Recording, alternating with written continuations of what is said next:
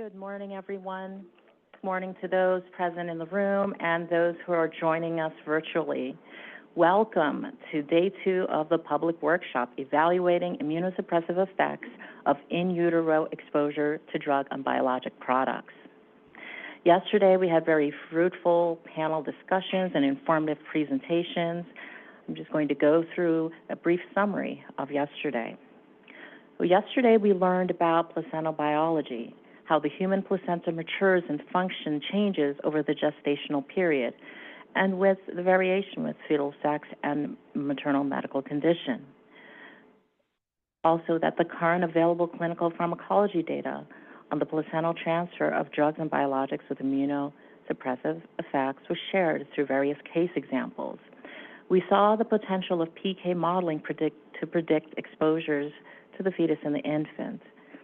For current study designs, there was reflection on limitations and confounding factors, such as maternal comorbid conditions, combination therapy, and sampling timing for the maternal neonate pair. We understood that pregnant individuals need continuity of treatment to manage their health conditions, have positive pregnancy outcomes, and for positive infant outcomes. Healthy mother equals healthy baby.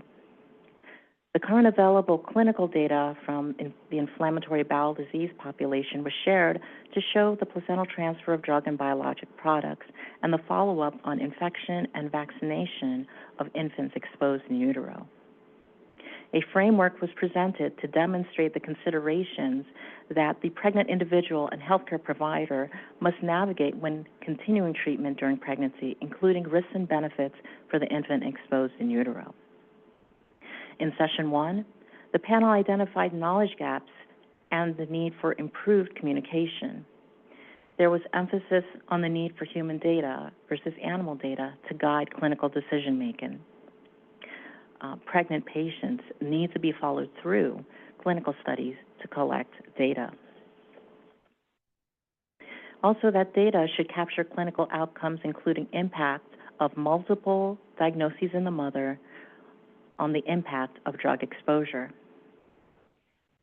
And consideration should be given to facilitate infant sampling after discharge from the hospital setting.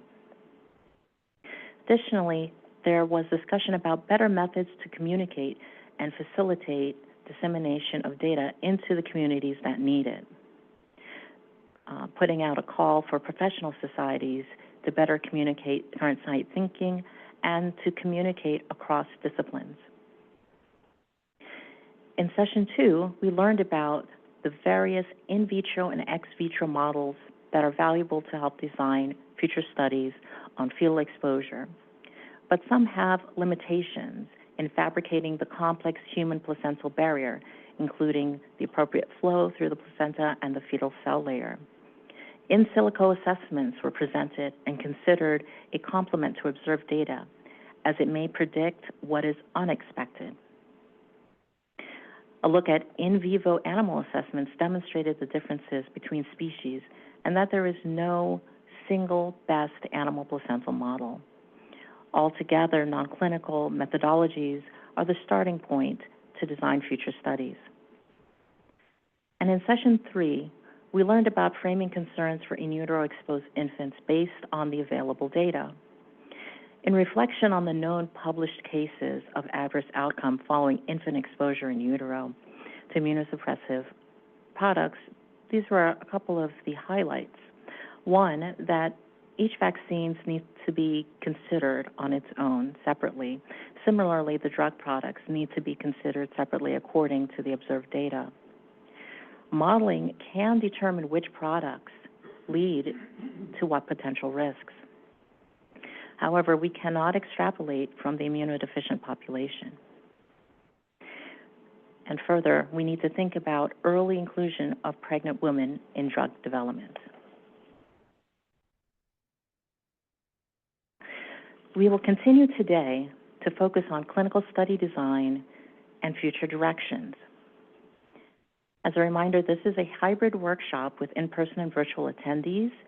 Please reference the FDA workshop webpage for meeting materials, such as the final agenda and the speaker biographical summaries. Now, I would like to turn it over to Dr.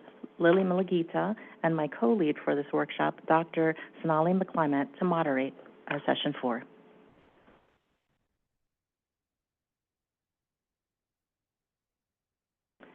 Good morning. Good morning, everyone. I'm Lily Mulugita. I'm the Associate Director for Policy and Research in the Division of Pediatrics and Maternal Health at the FDA. I will be moderating this session along with my colleague Sonali. As Tamara mentioned, just a reminder that the speaker bios are available on the event website, so I'm not going to take too much time introducing the speakers, but our first speaker is actually Melanie Batnagar. She's the Associate Director for Pediatric Education and Outreach, and she previously served as the Pediatric Ethicist for the FDA. Melanie.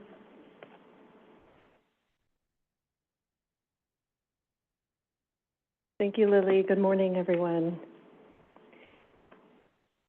So as Lily mentioned, my name is Melanie Batnagar. I'm the Associate Director for Pediatric Education and Outreach in FDA's Office of Pediatric Therapeutics, and I'm also a pediatrician by training. Today, I'll be discussing ethical considerations for clinical investigations in children to assess the impact of placental transfer of drugs and biologics with immunosuppressive properties. The views expressed are my own, and I have no conflicts to disclose. So the purpose of my talk is to provide a high-level overview of FDA's human subject protection regulations that govern clinical investigations involving children, specifically the additional regulatory safeguards that can be found in the Code of Federal Regulations under Title 21, Part 50, Subpart D. And we often just simply refer to these as Subpart D. I'll also discuss general considerations when interpreting the Subpart D regulations for pediatric clinical investigations to assess the impact of placental transfer of these products and ways to minimize risk and burden. So let's begin our ethical analysis by acknowledging and reiterating what we heard yesterday about the importance of understanding the impact of in utero exposure to immunosuppressive products to guide healthcare decisions about use of such products during pregnancy and to inform safety monitoring and vaccination schedules for the infant.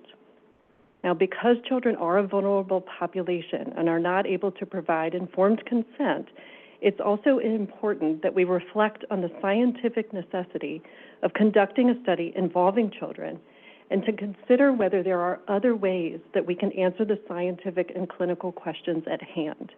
For example, through use of animal models, in vitro studies, and PK/PD or in silico modeling and simulation. Now, given the state of the science, based on what we heard yesterday, it's likely that clinical investigations involving children are necessary to assess the impact of this in utero exposure and to help validate these models for future use and continue the feedback.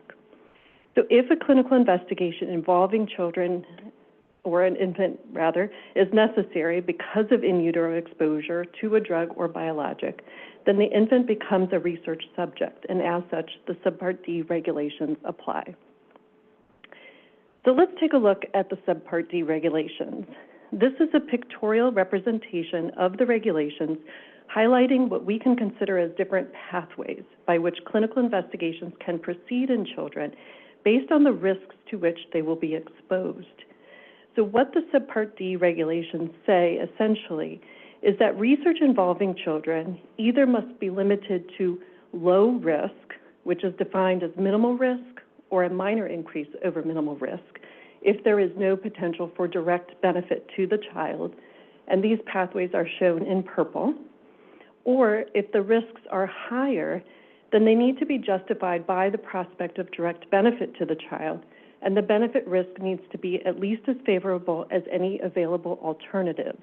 And this is the pathway that's shown in blue. Now, the area in red represents situations when an investigation addresses a serious problem affecting the health and welfare of children, but doesn't meet the requirements of the other pathways and requires a referral for public review by a federal panel of experts. Now, of course, permission from parents or guardians, and when applicable, assent from children must be solicited for all clinical investigations involving children. Now, the clinical investigations to help understand the impact of in utero exposure to immunosuppressive products likely will need to be evaluated under these low-risk pathways, because the child would be unlikely to have the prospect of directly benefiting in those studies. So in the next two slides, I'll briefly go over how we define minimal risk and minor increase over minimal risk to provide context for our ethical analysis. Minimal risk means that the probability and magnitude of harm or discomfort anticipated in the research is not greater than what would ordinarily be encountered in daily life. And in this case, we're talking about what might be encountered in the daily life of an average healthy child living in a safe environment. Examples include a single blood draw, a physical exam, chest x-ray, or surveys.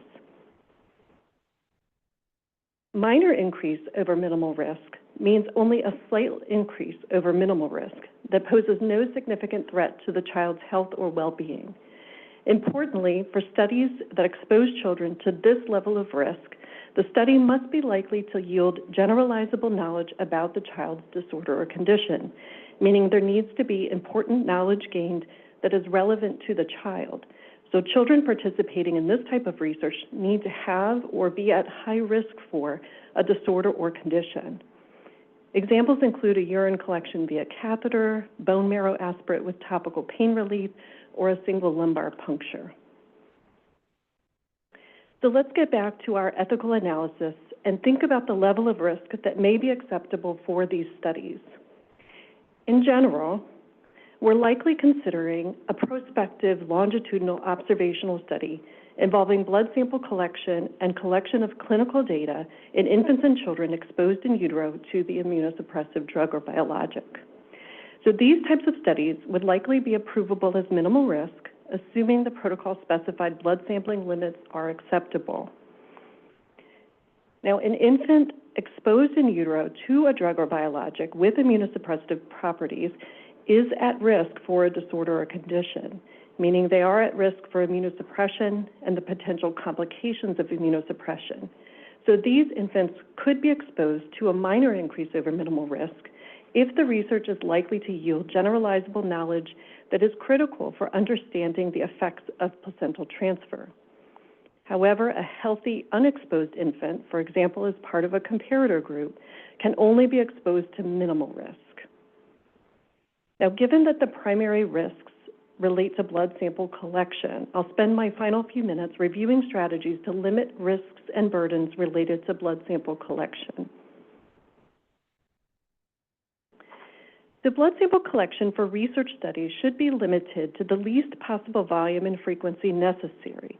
So we need to take the time to consider various strategies to help limit blood volumes and sampling frequency, such as PK modeling and simulation to help inform decisions about optimal sampling times, sparse sampling, meaning collecting limited samples from an individual subject and then pooling the data from multiple subjects, using microvolume drug assays or dried blood spots or other ways to minimize the sample volumes, or leveraging scavenged samples obtained from surplus blood drawn as part of routine clinical care.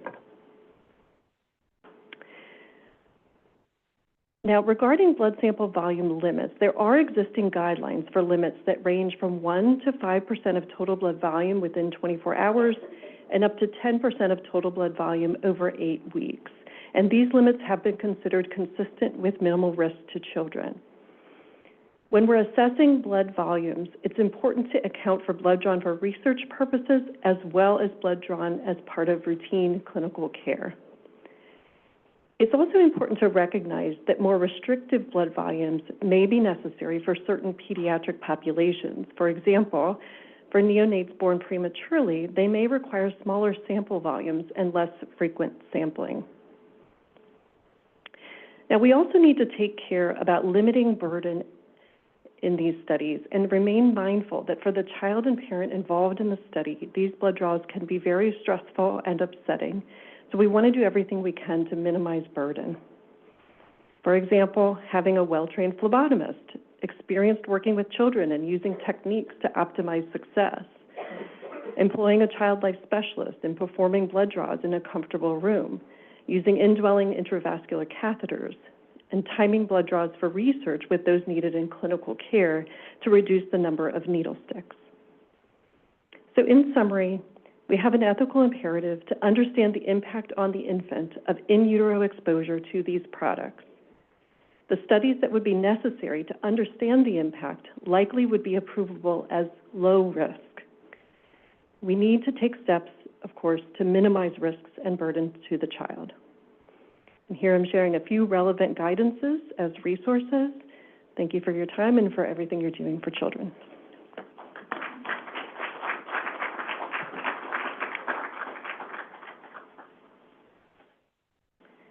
Thank you, Melanie, for that great talk. Our next speaker is Josh Unedkad.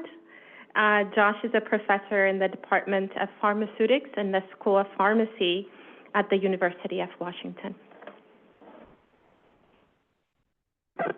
Thank you, and thank you for inviting me to participate in this very informative workshop. I'm truly enjoying it. So what I'm going to talk about today is how can we predict fetal drug exposure throughout pregnancy to inform fetal safety. And I want to emphasize a couple of points regarding my title.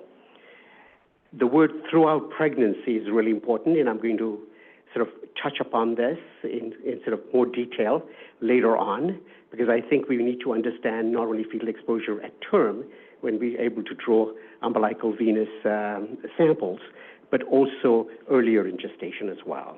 So how can we do that?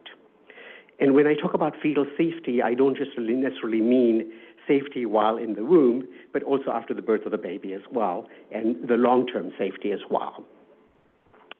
The other thing that I want to emphasize here is that I'm going to focus on small molecules. And my colleague, Ruth Oliver, who graduated from the same school and the same mentor, was the advisor, is going to talk about the large molecules, okay? So let me just begin, sorry, I'm going in the wrong direction, by just showing my conflict of interest. Although the presentation that I'm about to make was funded by NIH and Bill and Melinda Gates Foundation, and really there's no conflict of interest there. For full transparency, I've listed, all my funding, past and present, including my role as a consultant for various pharmaceutical companies. So what are the challenges that we face in determining fetal safety? Okay. So, of course, the first thing that we've heard about yesterday quite a bit is that it's difficult or even impossible to determine, due to logistical and ethical reasons, fetal safety, especially pre-approval of the drug. And after approval of the drug, randomized controlled trials are often not possible. And therefore, we're left with the quandary in terms of how are we best able to assess fetal safety, and I will call it developmental safety as well as a substitute term, because I'm thinking about not only in utero, but also after the birth of the baby. So what are the alternatives? So we talked about some of this yesterday, is prospective or retrospective observational studies after approval. So I think that's certainly one area that can be very informative in terms of informing fetal safety or developmental safety. But of course, it can be confounded with a number of confounding factors unless they're well controlled for. So another alternative would be animal and in vitro toxicity studies, and we talked about that yesterday as well. And we heard how they can be imperfect, But can they be refined to be better? And in combination with the prospective and retrospective observational studies, be more informative than they currently are, And the answer to that question, in my opinion at least, is that yes, because these studies are often conducted at doses that are much greater than what the human fetal exposure is likely to be. And the reason for that is because these studies are often done pre-approval, and there is often lack of information about what is going to be the exposure, at least on the maternal side, when the drug is approved. So it's a bit of a catch-22 situation. As one of the persons who posed a question said, is that we're often pushing the dose high enough to see an effect, And of course, often in academia too, we're pushing the dose in vitro and in vivo studies to push high enough so we can get an effect, so we can publish the data, And so I think that can be very counterproductive. So we really need to think about not only dose, but also what is the exposure in these animal studies, both maternal exposure as well as fetal exposure. And I will talk about this some more in terms of how those don't quite match each other when we're talking about transporters at the placental barrier. And the placenta is well endowed with a number of highly expressed transporters that can really produce a change in the fetal exposure relative to the maternal exposure. So what I want to really spend a lot of time on today is really, can we actually predict, not to measure? Measurement, I think we can do, and I'll show you why that is, of course, also fraught with confounding factors. But can we predict the exposure to small molecules on both the maternal side as well as the fetal side, to inform appropriate animal studies even before we go into humans? When we have all the in vitro data that a drug company normally goes through in terms of characterizing their new molecular entity. So let's just talk about what is driving fetal exposure and therefore fetal safety. I think we can all agree that fetal safety is most likely driven by fetal drug exposure. The higher the exposure, the more likely that there's going to be some consequences. So because fetal safety is so difficult to determine, the question that I want to ask is, what is determining fetal drug exposure first, before we talk about fetal safety? So there are three major aspects that determine fetal drug exposure. One is maternal exposure. That's going to drive what's going to go into the fetal compartment.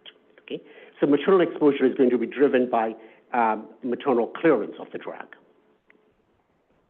And then there is going to be the placental transport. As I said earlier, placenta is richly endowed with a number of transporters, and that's going to have implications that I'm going to talk about in a few moments. Okay? And so this is a very significant component that we need to incorporate if we really want to predict fetal drug exposure from in vitro and modeling studies. There could be metabolism in the placenta, and we heard about that a little bit, but the placenta is not richly endowed with the typical enzymes that are present in the liver, like cytochrome P450 enzymes, the glucuronidtransferase, the sulfotransferase, et cetera, So often metabolism, and we've done many studies with metabolism of drugs in the placenta, is often insignificant. So often we can ignore that aspect, but you can actually do those studies in vitro because placental tissue is available, and you can actually do those studies. And then the other thing that could determine fetal exposure is the fetal clearance of the drug. And when I talk about fetal clearance, I don't mean renal clearance, because that basically goes into amniotic fluid and gets reabsorbed. So it's basically a circulation, a distribution aspect, not a clearance aspect. It's really fetal liver metabolism that I'm talking about here.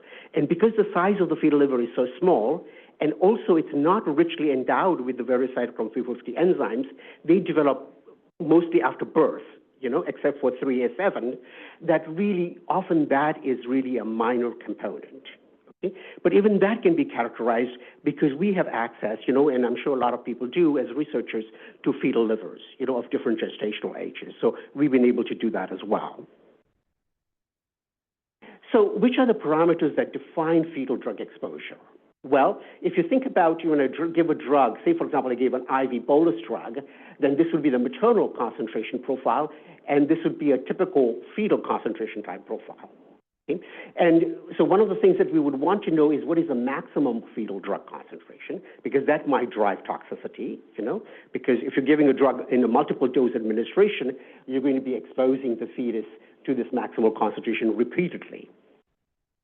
The other thing that you want to know is what is the area under the curve, because it may not be the maximal concentration, it might be the total exposure to the fetus that might be driving toxicity to the fetus. And of course, an average steady-state concentration on multiple administration would be the third parameter that we would be interested in. Now, I want to emphasize here, and it's not the total drug concentration we're interested in, it's the unbound drug concentration, because if you believe in the free drug hypothesis, we believe it's the unbound drug concentration that's going to be pharmacologically active, producing either toxicity, and in some cases efficacy, because sometimes we want to actually treat the fetus itself. And then there's a fourth parameter, rather, which I'm going to talk about in a few moments, called KPUU. So I'll talk about that in a few moments. So ideally, what we want to do is to actually measure these not only in the fetal circulation or predict these in the fetal circulation, but also predict them at the site of potential site of toxicity. For example, if we're interested in neurodevelopmental toxicity, we want to know what these concentrations are in the brain, in the interstitial fluid of the brain.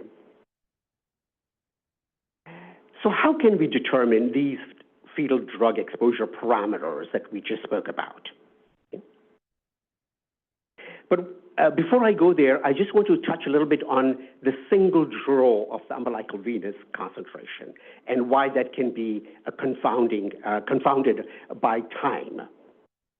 So let's talk about, again, this profile here. This is, for example, an IV bolus, but you could do an oral administration. It doesn't really matter, but you would see a time lag because it takes a little bit of time for the drug to get to the fetal compartment and for it to reach its maximum concentration, and then that will decay, usually in parallel with the maternal concentration. So if you were to draw a single blood sample very early on, a single umbilical venous sample very early on, soon after the drug has been administered to the mother, the concentration ratio or the absolute concentration in the umbilical venous compartment will be quite low relative to the maternal compartment. Okay? And in fact, if you do the ratio of UV to MP ratio, which is typically what is done, it might be close to 0. And then at this time point, it'll be close to 1. And at this time point, when the maternal concentration has decayed virtually to undetectable levels, there might still be detectable levels in the umbilical venous plasma sample. And then this ratio could be very, very large. Could be 10, could be 15. I'm just exaggerating here. It could be close to infinity, but of course it won't be, that much. But it could be, I've seen numbers of 10, 15, 20, 30, So drawing a single blood sample and interpreting that as fetal exposure is absolutely incorrect. One cannot do that. So what is the solution to this problem? Okay, so the solution to that problem is that we collect multiple umbilical venous simultaneously with maternal plasma samples and take ratios of those from multiple maternal fetal pairs and pool them, and then arrive at sort of like an AUC estimate of the maternal concentration profile as well as the fetal umbilical venous plasma concentration profile. The problem, of course, is that there is going to be a significant amount of variability, and when we do this, and we see that. And therefore, we prefer the measure of taking, not utilizing the absolute values, but utilizing the ratios. But what we've observed is that when you take the UV to MP ratios, it basically reduces the variability considerably, because now you can take into consideration the differences in maternal exposure. And so we prefer to do the UV-MP ratio, and then we also prefer to calculate something called KPUU, which I'm going to come to in a few moments. Now, of course, the limitation of this approach in terms of determining fetal exposure, it's possible at only a term. And fetal exposure at earlier gestational age cannot be determined. And therefore, my laboratory, we've focused on in silico as well as in vitro methodologies, together with PBPK modeling, to predict fetal exposure throughout pregnancy. And I'll show you that we have been successful at doing that in a few moments. So what is this KPUU that I'm very interested in, in using as a parameter? It's none other than the unbound fetal drug exposure relative to the unbound maternal drug exposure at steady state. And it can be calculated as a ratio of the unbound fetal concentration, AUC, which is the entire profile, over the unbound AUC of the concentration of the drug in the maternal plasma. Or it could be just the ratio of the average steady state concentration.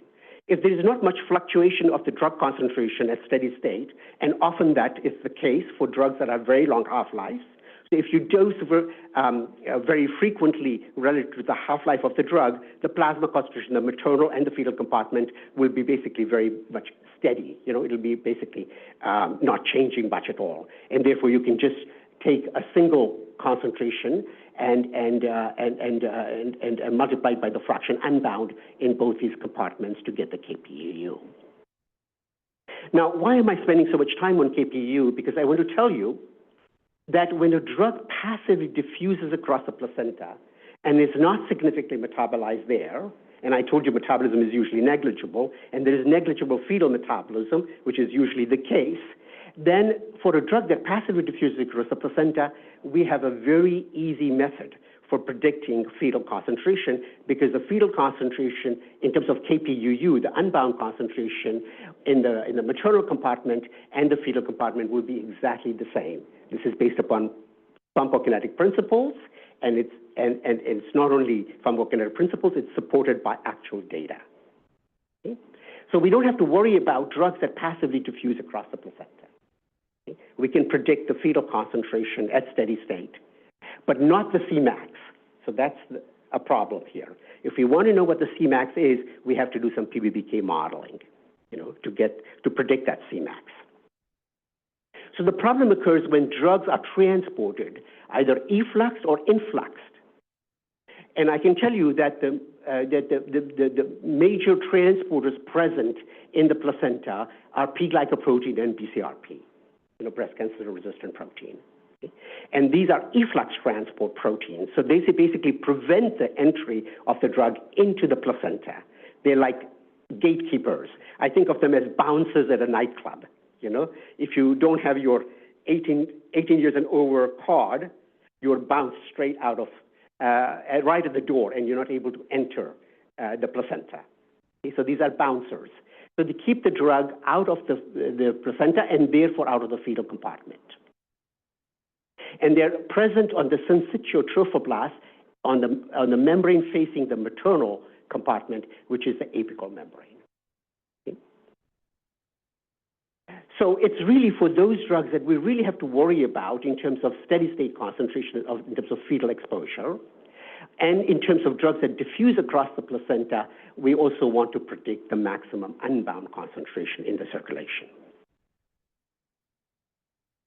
So can we do this? Can we predict fetal exposure through in vitro studies and modeling? Because we want that data when we're doing our preclinical toxicology studies. Okay? We don't want to wait until all the human studies have been done. And the answer to this question is yes, we can do this. And we have shown that it's possible to do this. Okay? So I just want to remind you that it's maternal exposure and placental transport that we really want to focus on, rather than metabolism in the placenta or by the fetal liver. Okay? So we can conduct all these in vitro studies that I just spoke to you about.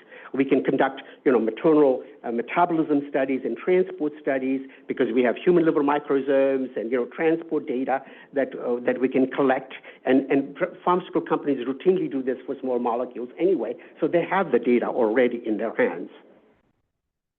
And then we can populate the PBPK model, which I will call maternal fetal PBPK model, with all these in vitro data that we've collected.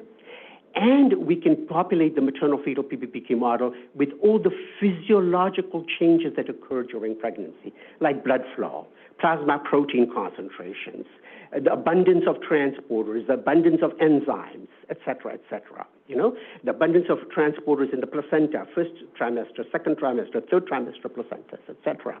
So we can populate these models with all these in vitro or physiological data that exist in the literature that we can put into our model, and then we can predict the profiles in the maternal compartment as well as the fetal compartment, right? Now, you might say to me, okay, anyone can predict and put in a model, whatever you want, but how do you know whether your data are correct or not, whether your predictions are correct or not? Okay? So I want to show you the verification of our model. What I want to emphasize here is that the verification is done only to verify the model, and once the model has been verified for a number of drugs, okay, one can then use it with confidence for a new molecular entity for which we don't actually have the verification data. Okay? So I just want to show you the verification data for only that purpose, okay? Not to say that we're going to have to collect these additional data that I'm going to show you every time for a new molecular entity. So this is a model. It's a maternal compartment as well as the fetal compartment, including the placenta, and the transport processes as well as passive diffusion. So this is passive diffusion, and this is, the transport processes that occur at both the maternal interface as well as the fetal interface in terms of the placental transport of the drug. So we've taken, this is a model that we have developed, in MATLAB, but it's also available in sort of commercial software now. Once we developed this model, then it was adapted by a lot of these commercial software companies and put into their models as well. So it's available widely through these different sources. So what we did was first ask the question whether we could predict the maternal as well as the fetal concentration profiles of drugs that passively diffuse across the placenta, not actively transported. And so there are these data sets that are available in the literature. And here I want to put in a plug for the researchers who actually do sample umbilical venous plasma concentrations. I would urge you to please tell us in your manuscripts when the mother was dosed and when the timing of the sample was done. When was the sample collected? And please collect maternal plasma sample at the same time, so we have the UV-MP ratio. So if we have this for more drugs, we can verify our model for more drugs, but there's a limited data sets. So for example, we went to theophylline, which is an anti-asthmatic drug. It's metabolized by cytochrome P51A2 in the maternal compartment. And you can see that this is the maternal concentration time profiles, up to steady state. And you can see that we can predict the steady state concentration with our model very well through in vitro studies. And also the fetal concentration. These are pooled data from multiple maternal fetal dyads. And you can see that we can predict the fetal concentration, umbilical venous concentrations very well as well. This is a passively diffusing drug. It's not transported by the placenta. AZT, or zidovudine, an HIV nucleoside reverse transcriptase inhibitor, again, we can predict the maternal concentration, and we can predict the fetal concentration at steady state. Okay? So I'm just showing you just two examples. We have many more that we have done, just showing you a couple of examples of drugs that passively diffuse across the placenta. The trickier part is how do we do this for drugs that are actively transported across the placenta? These bouncers, these PGP and PCRP bouncers that stand at the maternal interface. So what we did was we again found data sets as verification data sets of PGP substrates and dual PGP and PCRP substrates. The PGP substrates, of course, are the HIV protease inhibitors. They are excellent substrates for P-glycoprotein, but not of PCRP. And also dexamethasone, betamethasone. These are antigonadal corticosteroids that are used in premature labor to develop the lungs of the prematurely born infant, to reduce mortality and morbidity of those premature births. So data exists in the literature of maternal and umbilical venous concentration of all these drugs. So how do we predict their exposures? So what we do is we take a cell line that expresses either PGP or BCRP and grow it in something called a transwell. This is very reminiscent of the syncytial trophoblast. This is an error here. Of course, syncytial trophoblasts don't have a lateral membrane. They're fused, so they're multinucleated cell layer. So you can see that this transwell apparatus, this apical chamber, basically represents a maternal compartment, and the basal chamber represents the fetal compartment. And PGP, of course, is going to be expressed on the apical membrane, just as it is on the syncytial trophoblast on the apical membrane, and so is BCRP. And then we look at the flux of these drugs, all these drugs. We looked at the flux of these drugs and determine something called the efflux ratios. These efflux ratios are basically the ratios of the fluxes of the drug across this transwell cell system. In the absence of a PGP inhibitor, let's take, for example, darunavir, in the absence of PGP inhibitor and the presence of PGP inhibitor, so we can get the active transporter component, okay, as well as the total transfer across this monolayer of cells overexpressing PGP or BCRP.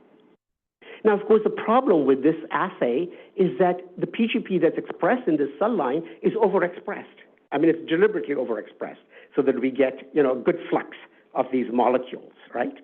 And it may not represent what is present in the placenta. So how do we take into consideration that this concentration of this transporter might be different? Okay? So we use proteomics, LC-MS proteomics, where we can quantify the abundance of this transporter in this cell line versus that in the first trimester, the second trimester, and the third trimester placenta, and we have all those data. So then we can adjust the transport by this relative expression factor. Okay? And when we do that and we put this into this equation, then we get the value of KPUU, which is the unbound concentration at steady state in the fetal compartment relative to the maternal compartment. Okay? And then we can put this all in the PBPK model to actually even predict the full profile of the drug in the fetal compartment as well as in the maternal compartment as well. And so we took all these drugs for which there was data, UV and NP data, and then through PBPK modeling, we actually estimated the in vivo observed KPUU, and we predicted the KPUU from in vitro studies of all these drugs, and then we say, can we verify them, and do they actually match? Okay? So remember, this is only for verification purposes. Once it's verified, our model is verified, we could use it with confidence to predict fetal and maternal concentrations of other drugs, a new molecular entity. And here is the data.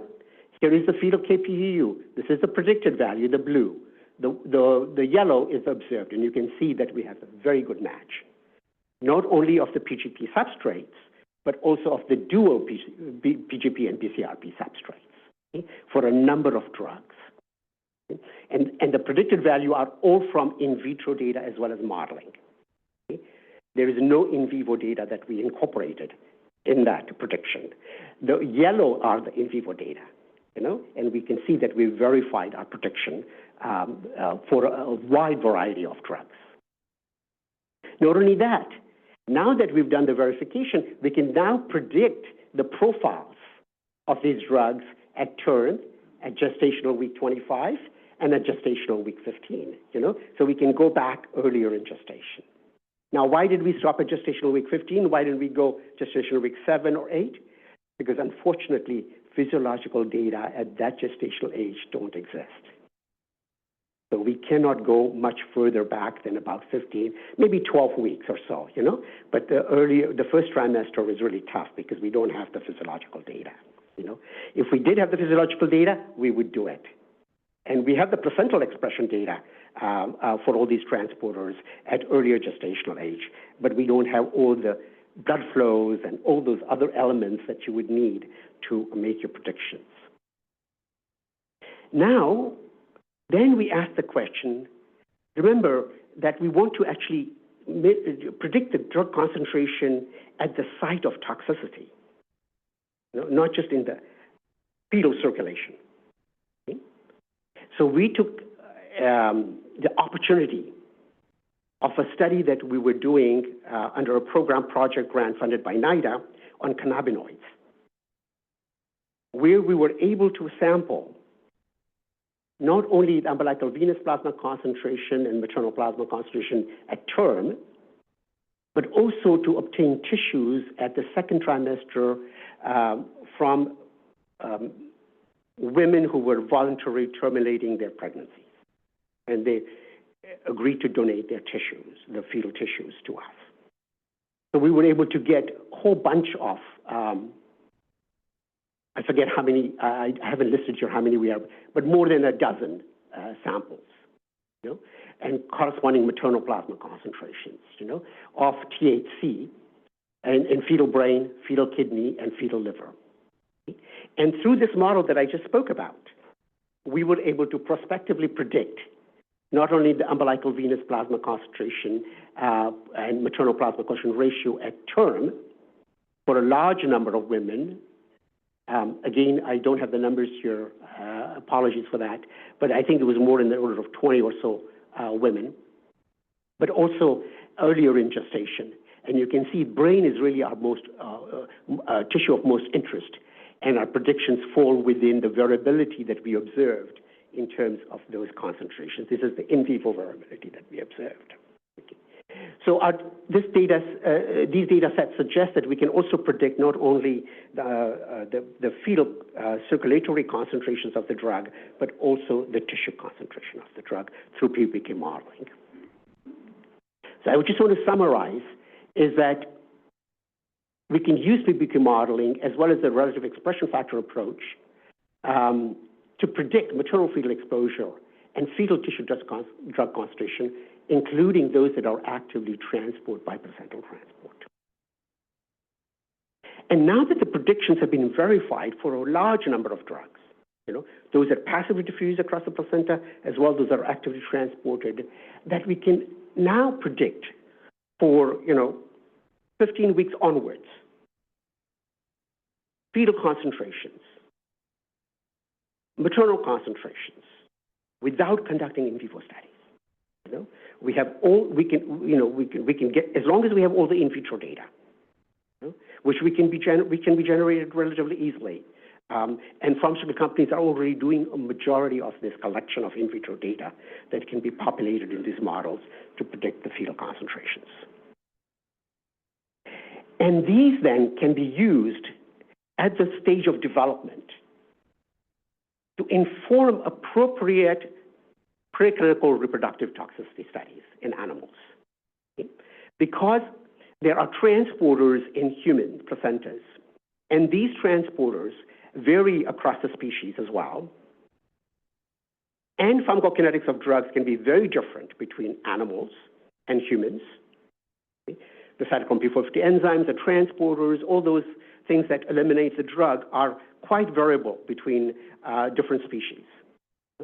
So we can now inform these preclinical toxicity studies from our modeling studies as to what sort of concentration should they target, and should be the fetal concentrations that should be targeting that should be comparable to our predicted fetal concentrations through our in vitro studies. And hopefully that will advance our ability to have better predictive models rather than what we have right now, which we heard yesterday that, they're not going to be predictive at all. But I don't subscribe to that view. I think there is value in those studies, And if we were to refine those studies with this approach, I think we would have even greater value from those studies. However, much research still needs to happen. And I already identified one area. We need physiological data, blood flows, plasma protein concentration, all those sort of things, early in gestation, between earlier than 15 weeks of gestation.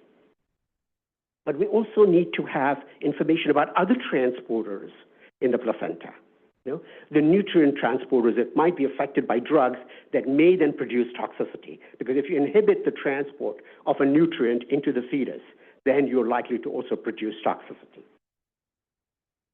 And Aaron is sitting right here, Aaron Pollock of NICHD. He was very instrumental in getting together a lot of money from NIH and various institutes. So these are the institutes that he actually arm twisted, I believe, to get funding. And so we've got 4 transport elucidation centers funded by NIH.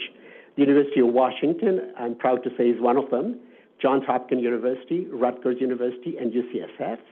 Funding just started just last year. So it's going to go for 5 years. And it's really to increase understanding of human solute carriers and ATP binding cassette family of transporters in placenta, lactating mammary gland. We haven't talked about that, but that can also be modeled in terms of excretion of drugs, and people have already done this. It's not something that my laboratory does, but other laboratories do that.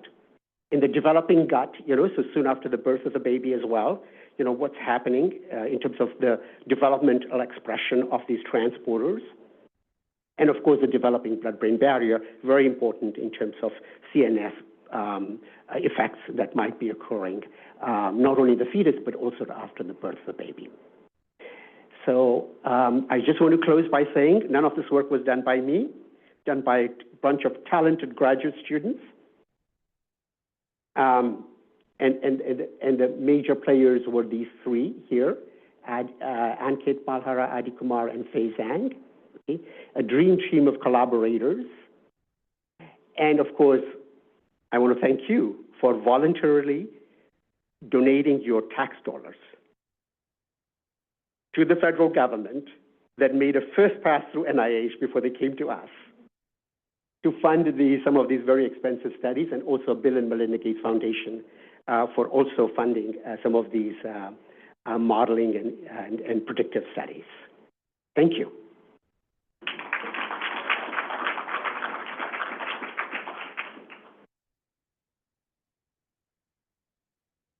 Thank you, Josh. Our final speaker for this session is Ruth Oliver. She's the global lead for the quantitative clinical pharmacology function at Takeda. So good morning, everybody. Thank you very much for inviting me here to speak. Not just having been fortunate to go to the same graduate school as Yash, I also had the pleasure of working with Marie for the last 10 years in this area. Oh, wrong direction. So the topics to be covered today, I'm going to do a brief refresher following yesterday about how biologics cross the placenta, how we can measure or predict fetal exposure ex vivo to in vivo, the time course of maternal IgG transfer, as well as then what does that mean for our therapeutic biologics, the factors that are affecting maternal PK and transfer to the uterus, the ratios, the missing data, and the potential for adverse events, and then the future. I think what most struck me putting this talk together compared to the great presentation from Yash earlier is the lack of missing data in the biologics field. And it's, as a therapeutic, it's probably the area where we could most safely dose pregnant women, but we're missing the data. And so what I really hope is in the next 5 years, we generate that data so we're in a much more predictive environment to support this. So a reminder from yesterday, early in pregnancy, there's a very low level of transfer, 5 to 10% of maternal levels are detected compared to full term. During the first trimester, the transport is limited basically by diffusion due to the large size of the molecules. And after that first trimester, the FcRn starts to mature and drugs with an active Fc region are actively transported across the placenta, but the maximal transfer occurring sort of post 36 weeks of gestation. We also heard the slight debate about the order, but the most dominant transfer being the IgG1s. So currently, how are we looking at assessing fetal exposure, ex vivo, is through the ex vivo placental transfer model. It was exciting yesterday to see the organ on a chip, and I hope to see that used more frequently for biologics. But also, generating that data and being able to quantitatively translate it so that we can make effective predictions, but it's still in its infancy. These models are set up using donated placentas transferred from healthy births, normal morphology, but a very limited experimental viability window. And again, we all know these type of models are done at different labs. The variability is huge. The variability is huge between the donors, but also the experimental site. So how can we predict? Our prediction for PBPK is a tool for the future. So, the structure of the anatomy is well known, but currently there's nothing available or fully published that is validated so that we can use it to predict from, in vitro data to what is our likely therapeutic, transfer going to be while we're still in development, which would give us the confidence combined with our toxicology package to potentially continue dosing pregnant women or women who become pregnant in clinical trials. So we know that in general, IgG levels decrease during pregnancy due to the change in plasma volume and transport of IgG across the placenta. The IgG in the fetus comes mainly from placental transfer with very low levels in the fetal umbilical cord. The transfer is dependent on endocytosis and transcytosis dependent upon FcR binding. However, that rate, whilst it's been measured in vitro in adults, isn't known for the fetal endothelial cells. So again, a knowledge gap, and we all saw the physiology yesterday and evaluated that. The abundance of FcRn in the fetus and placenta is also unknown. Lymph flow changes during pregnancy are unknown. And then the other part when we're talking about biologics is the target expression. So, PK of biologics alone only tells us about a third of the picture. So we need to understand that PK/PD of the biologics. And that's a huge area of missing information. Other parameters impacting transfer and quantification and predictability. So a big area, particularly in, the discovery area, is the biological format. So thinking about the biological format when we're in phase 3 is too late.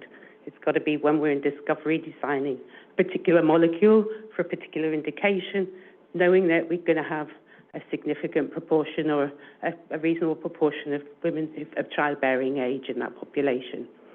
So IgG formats, Fab formats, Fab-PEG, fusion proteins, and potentially Fab albumin binders that do not have the Fc region, so they could be of benefit in terms of lower exposure, but still therapeutically optimal.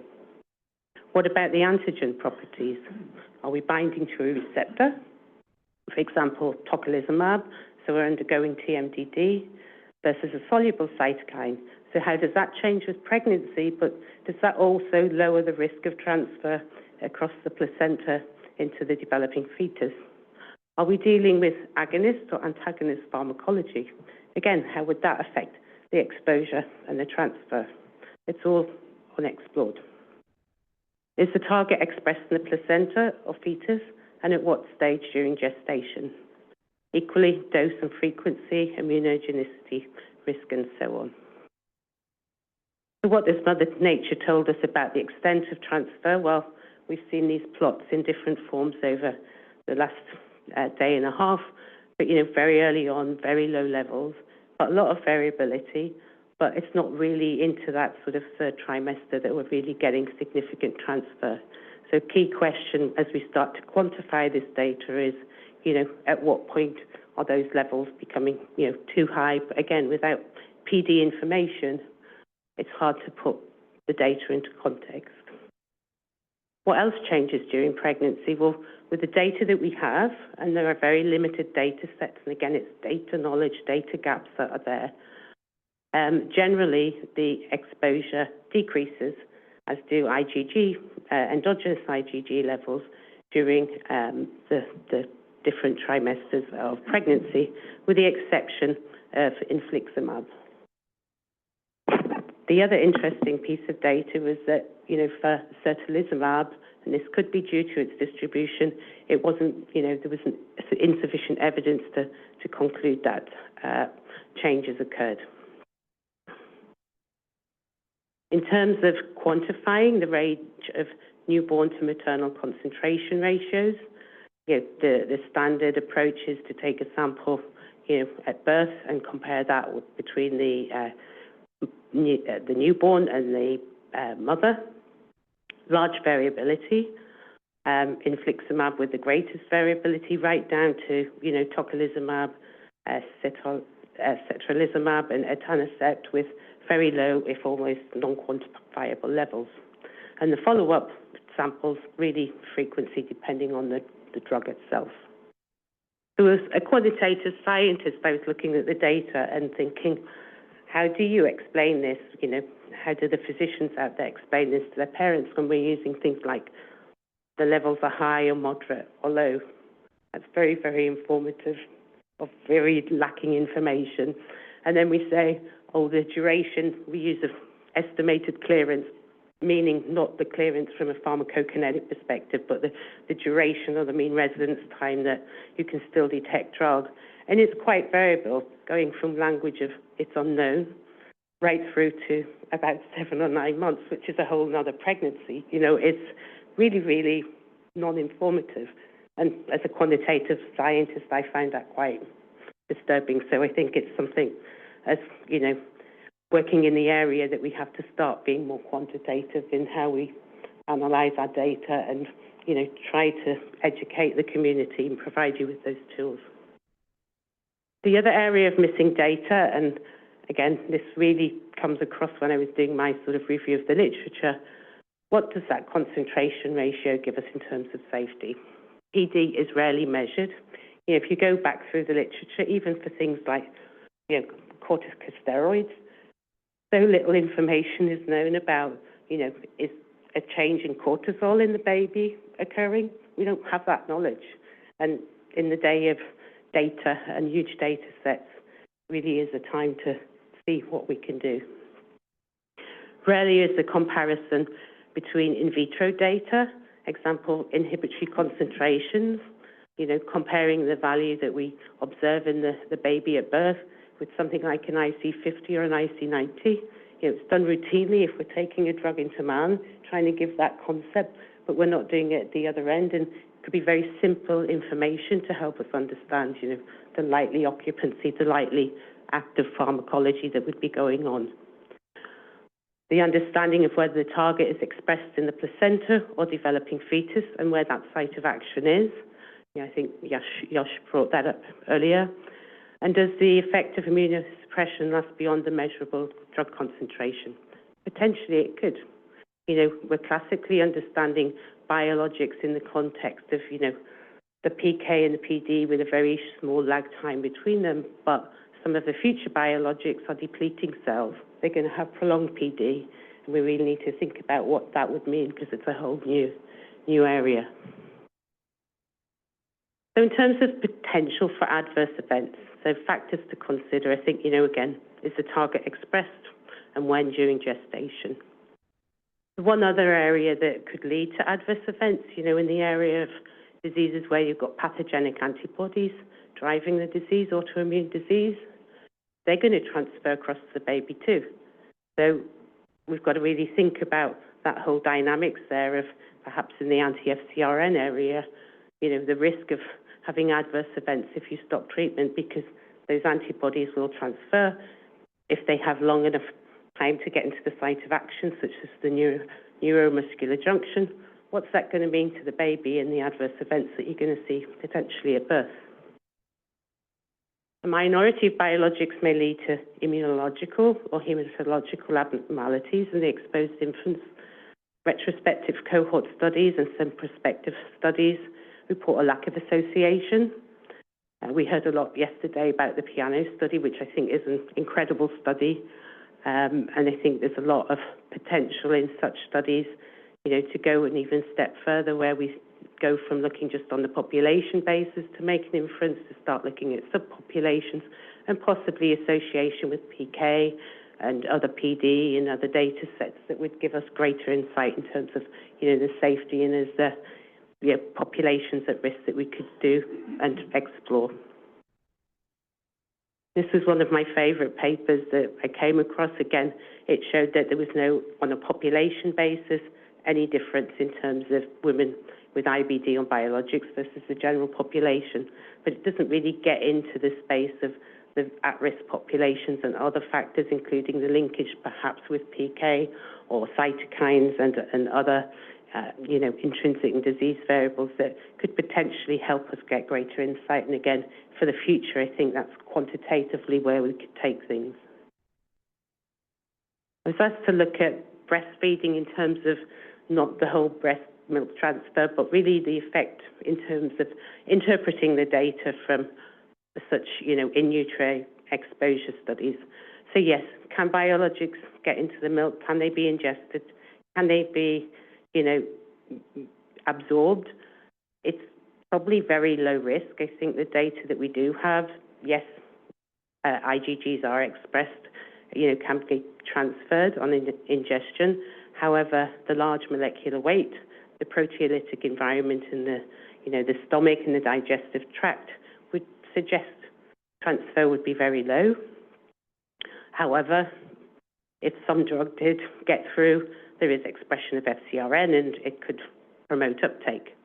So if we were really, really concerned and wanted to explore this, we might want to consider taking a sample prior in the baby, prior to the feed, and then probably 1 to 2 hours after the feed. But in order to detect that transfer, we'd have to have super sensitive assays, which, the technology is getting there, but it's a lot of work, and I'm not sure, so informative. And you'd have to have very big sample size. So again, it's probably not the biggest challenge today. I think the biggest challenge is getting more data in pregnant women and the child at birth, but there are ways to explore this. In terms of future direction, so unlike the area that Yash described to us, there's currently no PBBK models that you would use to predict in utero exposure for new molecules coming forwards that would, say this is the molecule that we want to drive. But I think we can get there. But I hope we don't have to wait 10 years to get there. I think there's the opportunity.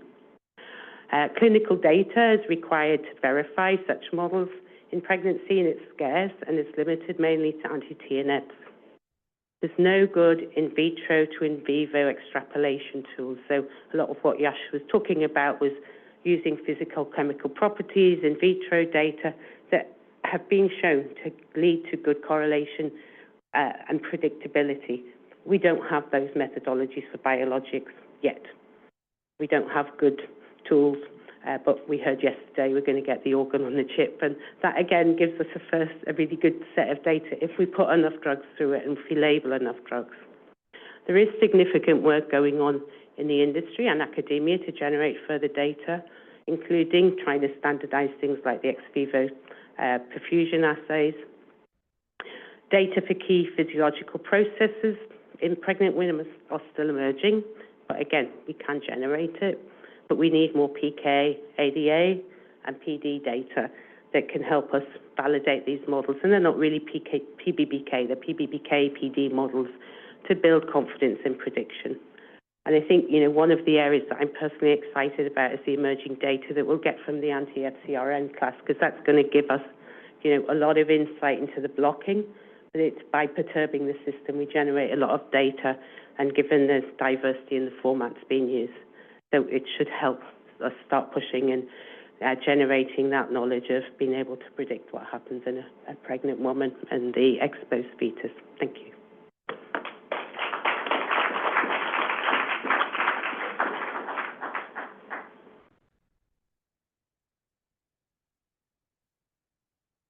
Thank you so much, Ruth. And we're going to move right into the panel discussion. So I'm going to ask the panelists for session 4 to come up, please.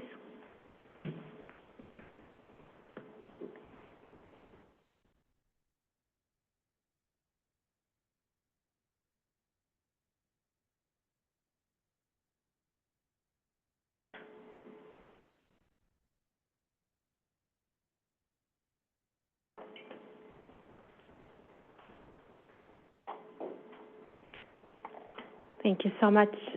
Maybe if we could ask the panelists that have not been previously introduced to briefly introduce themselves.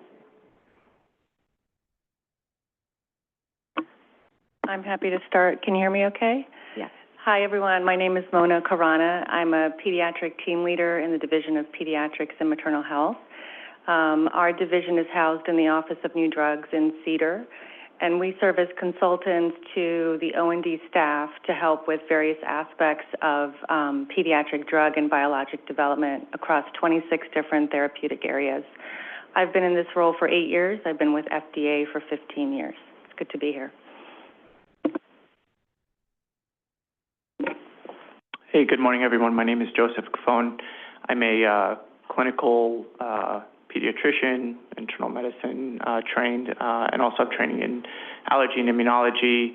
I joined J&J in their pediatric development team, currently in dermatology, but continue to work kind of as a consultant role, kind of trying to push the topics that we're discussing here forward. So thanks for having me.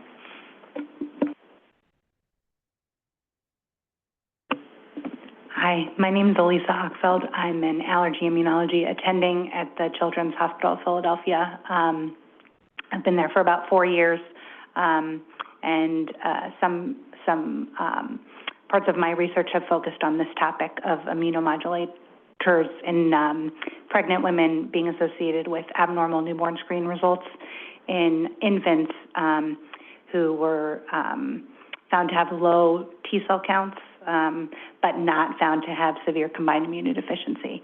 And so I have some clinical research in this space. Great, thank you. And we've asked Natalie to join us on this panel again because the patient voice is so important as we discuss potential study design. So we've divided this panel discussion into 3: utility of PK data, safety assessment, and trial design considerations. We've heard very clearly yesterday that there's really no good substitute for clinical data, and several speakers have addressed the many factors that impact the transfer of drugs across the placenta.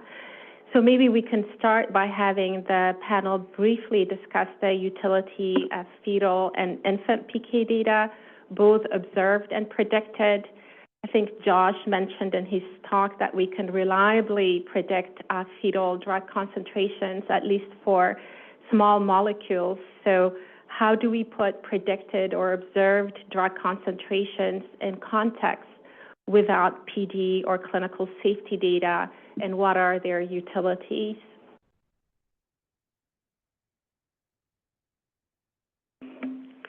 Well,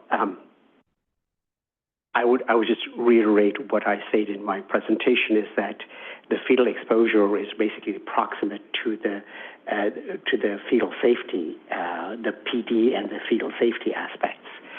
So we need to bridge that missing gap there. And there are 2 ways of, in my opinion at least, doing that. Is really these prospective or retrospective analysis of exposure and outcomes data that we can have, which can also be confounded by factors that sometimes are beyond our control. But then the other aspect is really, can we do better in terms of animal studies or in vitro studies? And I think if we can have a good indicator of what the human fetal exposure is going to be throughout gestation, then we can reproduce that data in the animal studies as well as in vitro studies. And I know Ruth talked a lot about in terms of data necessary to do that for the biologics, now that we've done it for the small molecules. But I would say that it's doable. It's not doable. All the stuff that I talked about, the small molecules, can be done with the large molecules. We just need to do the studies. Like, what is the FcRn receptor concentrations, and abundance in the first trimester, second trimester, third trimester placenta, et cetera, et cetera. What is the disposition parameters in the maternal compartment as well, potentially fetal compartment, I think all that data can be collected. It's a question of just putting the the energy to put that data together, and the PBK models definitely can be developed. No doubt about it.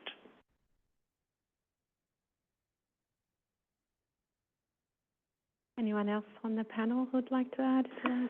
I just wanted to comment on the question pertaining to what do we do with the neonatal exposure, and I think this is an area we've been struggling with, is how to interpret that exposure absent any other PD data or a clinical safety measure of any kind. And also, if you have, let's say, no detectable exposure, knowing there was in utero exposure, is that reassuring? And how do we know that's reassuring? So these are some of the questions that we are faced with and we're still grappling with. But I think that's where you can go back to what would be, looking at your binding characteristics, your panels, your in vitro, potency data, etc., could be used, and you could kind of start doing a ruling out method. And I think that's, again, something, it's an opportunity missed. The data's there. It would really help assess that value. If you went a log unit lower with your assay, for example, what levels would you see, and put a probability. So I think there's so much probability work that could be done to really help put context into the data that's there. I agree, and to help inform sort of how we would study these babies clinically. Correct. How we could supplement that in the preclinical in vitro package. Exactly, and go from the sort of ADME mindset, which is where, particularly for biologics, things still are, into a much more quantitative mindset, because that's how you're able to put data into context. And that's where we have to push. That's where you have to push as regulators. And I think it also would help us then better define which babies we really ought to be studying. It helps us determine some sort of rubric about, are we going to study all the babies, which ones, and so it really hinges on what we're talking about, the preclinical data. Correct. Yeah, actually, I do have two basic questions. Josh, I think Lynn Yao, FDA, I think that you just answered it, but I wanted to get it more explicit. So we have a way, and it's very elegant. Thank you so much for your talks, both of you. Very elegant what you have been able to now predict, in a fetus. I don't feel like we're there with the animals, actually.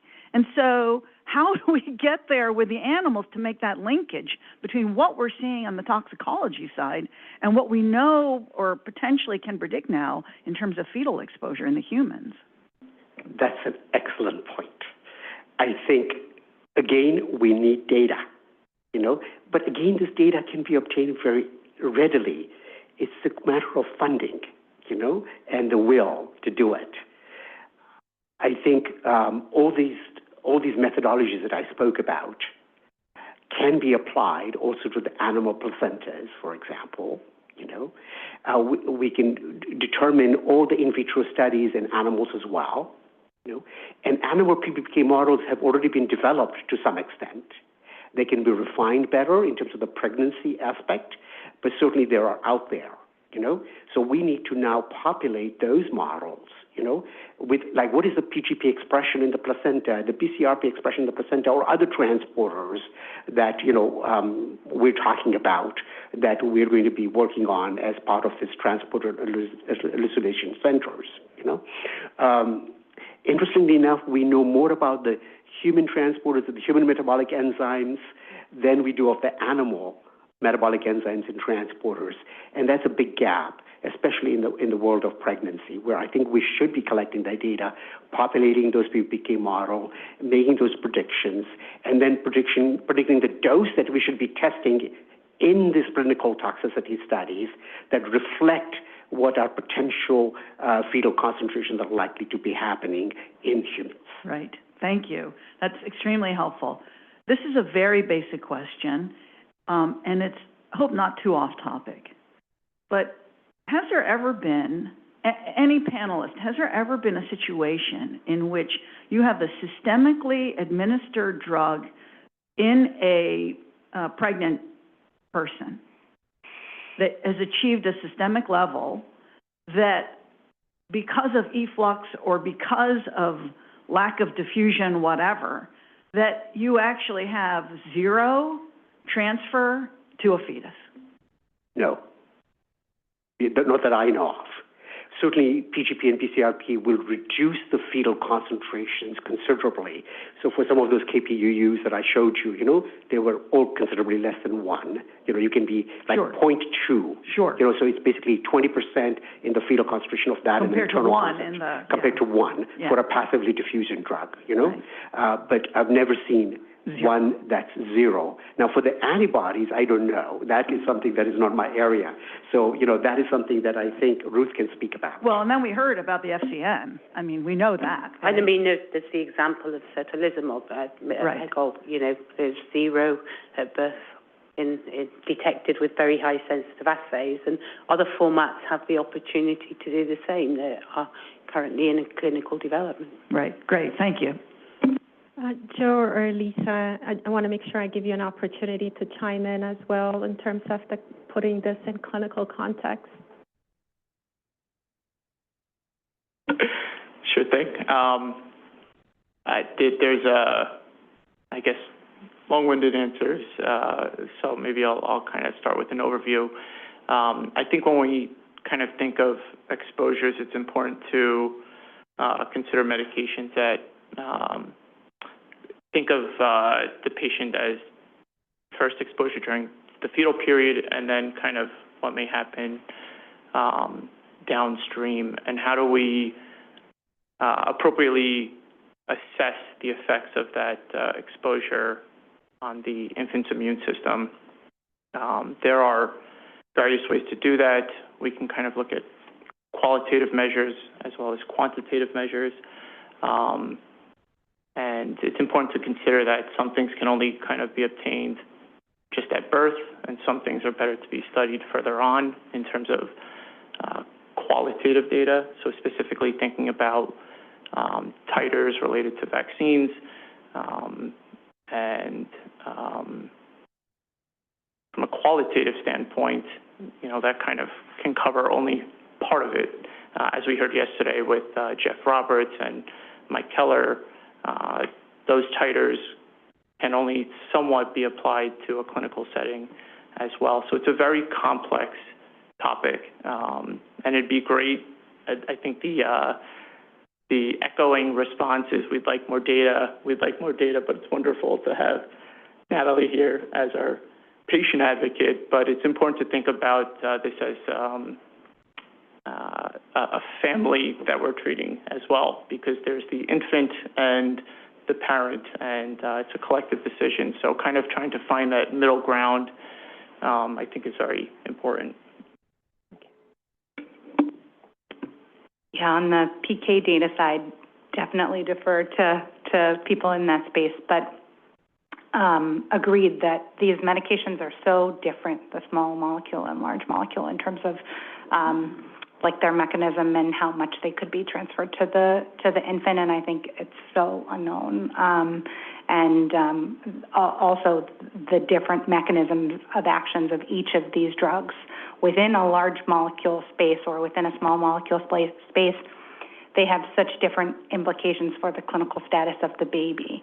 And so there's a lot to potentially look at. It's not like there's one, thing that we could look at that would just be the same across all of these drugs. So, and we'll talk about that more later, but agreed that there's a lot of work to do. Hi, Uma Mahadevan. I'm a gastroenterologist. I think one comment I had is, at least in the clinical setting, in adults, when we give these medications, the drug levels, aside from infliximab, the drug levels really do not seem to have a correlation with efficacy. So I think when you're chasing drug levels in the infant, you have to be careful as to what does it mean, right? And so for us in the piano study, when we looked at drug levels at birth, there's no correlation with infection. When we looked at timing of last dose of biologic, there was no correlation with infection. So you can look at the drug levels, but that can't be the end-all, be-all. And I just wanted to put that in, that for ustekinumab, for adalimumab, for tofacitinib, drug levels have really have very little association or no association with efficacy. And then to follow up on Joseph's question, we looked at T and B cell development at 1 year. We looked at vaccine response at 1 year, and at least with anti-TNF, it looked okay. The combination of infliximab and azathioprine was where maybe there was a signal, but it's a small number of patients. And getting a blood draw from an infant in the hospital at birth is very different from getting a blood draw from a 1-year-old, both from the mother's side, the parent side, and the child side, and that is a limiting factor, too. I'd just like to comment on your statement. I think in IB, in the sort of GI area, I totally agree with you. The association of a concentration and the concentration range we know is huge versus the efficacy. In other indications outside of GI, that's probably not the case. So I think we've just got to be careful not to make that as a broad statement in terms of... Specific to IBD. I would say yes. But again, we can get better medicines in the future, hopefully.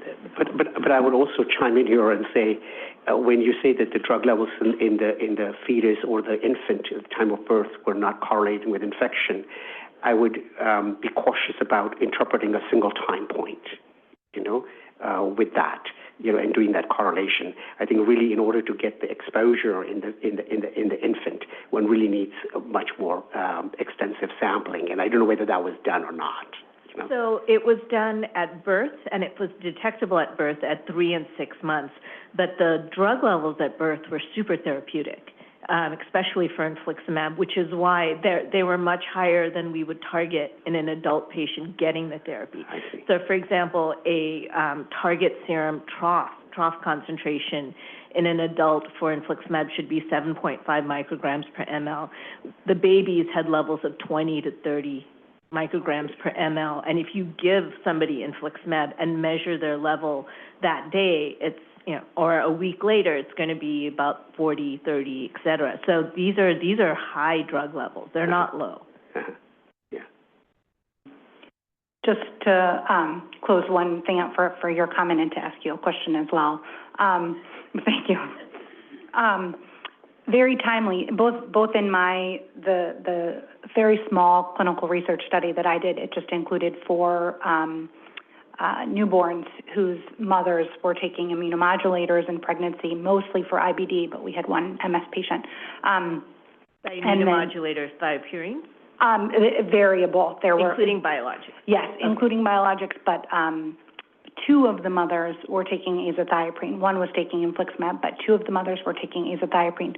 But in these 4 babies, they all screened positive for SCID on the newborn screen. The low level of their TREC count, which is the assay that we use to quantify the newborn screening for SCID, and these babies were low in the TREC count, meaning that they presumably... SCID, I'm sorry. Oh, thank you, sorry. The pediatric abbreviation, sorry. I don't know. Thank you. A severe combined immunodeficiency, where you have very low T cells is what we use to do this assay. The TREC count looks at the new T cells that are being produced by the infant's body.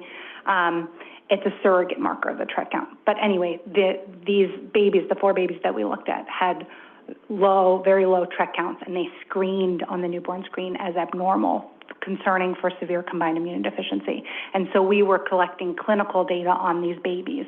And again, very small study. It was just 4 patients. But the level of their TREC count, so their low TREC count, which flagged as abnormal for severe combined immunodeficiency, didn't then correlate with their T cell count that we took at birth. But the reason I said timely at the beginning of my statement is because recently, over the last week, there's a listserv for the Clinical Immunology Society, which is an international consortium of immunologists, basically. And there were a lot of people talking about azathioprine specifically as being associated with abnormal TREC counts, flagging for severe combined immunodeficiency.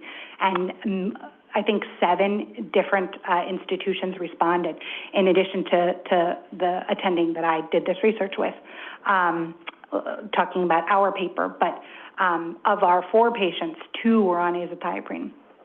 And then again, if there were no other medications in this email listserv from the International Clinical Immunology Society, talked about as much as azathioprine specifically.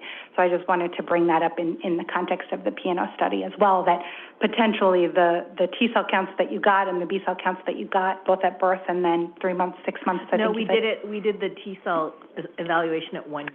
Perfect, exactly. So that's very helpful because, right, because they normalized both in my small 4-patient, retrospective, very small study. They normalized in most of the patients by about 4 months, and across the CIS listserv, again, of these institutions across the world, most of them were saying that the baby's data normalized by 4 to 7 months. Yeah. Thank you. Thank you. Just a quick follow-up as well, because it's great the collective data that's been collected as well, and there's just not a lot of it to begin with. So going back to kind of the initial question, is how can we collect these data, and then how can we use it to group the biologics or immunomodulators? Is it by mechanism of action, taking into account how much is going into the fetal circulation, to kind of identify which populations are most at risk, perhaps, and then using that to help dictate how far out, do we continue to follow these patients, and then further reduce burden on family and patients from that matter. It's nice to cast a wide net and kind of collect as much as possible, but if we can kind of help to define that funnel a little better, I think would be really helpful. Yes, a question on your PBPK model. Did you have a model for the first trimester or no? So the model, the backbone of the model, sort of the skeleton of the model is there. It's just that we don't have the necessarily physiological data to populate the model. Yeah, For the first try, less than about 12 to 15 weeks. It was very instructive on the graph that you showed, the confidence level that you have as the gestation age goes down, diminishes as you go younger in gestation. Well, it's not the confidence level, it's really the predictions that we had, So the concentrations in the KPUUs, went down as you went earlier in gestation. That's right. I want to get your thoughts on the fact that most reproductive toxicology studies are designed for the first trimester, because that's the window for organogenesis, teratogenicity, at least for birth defect risk. Yes. So how would you use your models if you don't have a PBPK model for the first trimester that you're confident about to inform on preclinical studies? That was one of your hypotheses. Yeah.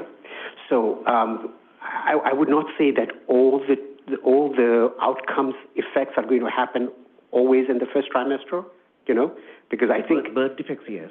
Birth defects, yes. But in terms of neurodevelopmental changes or other changes, as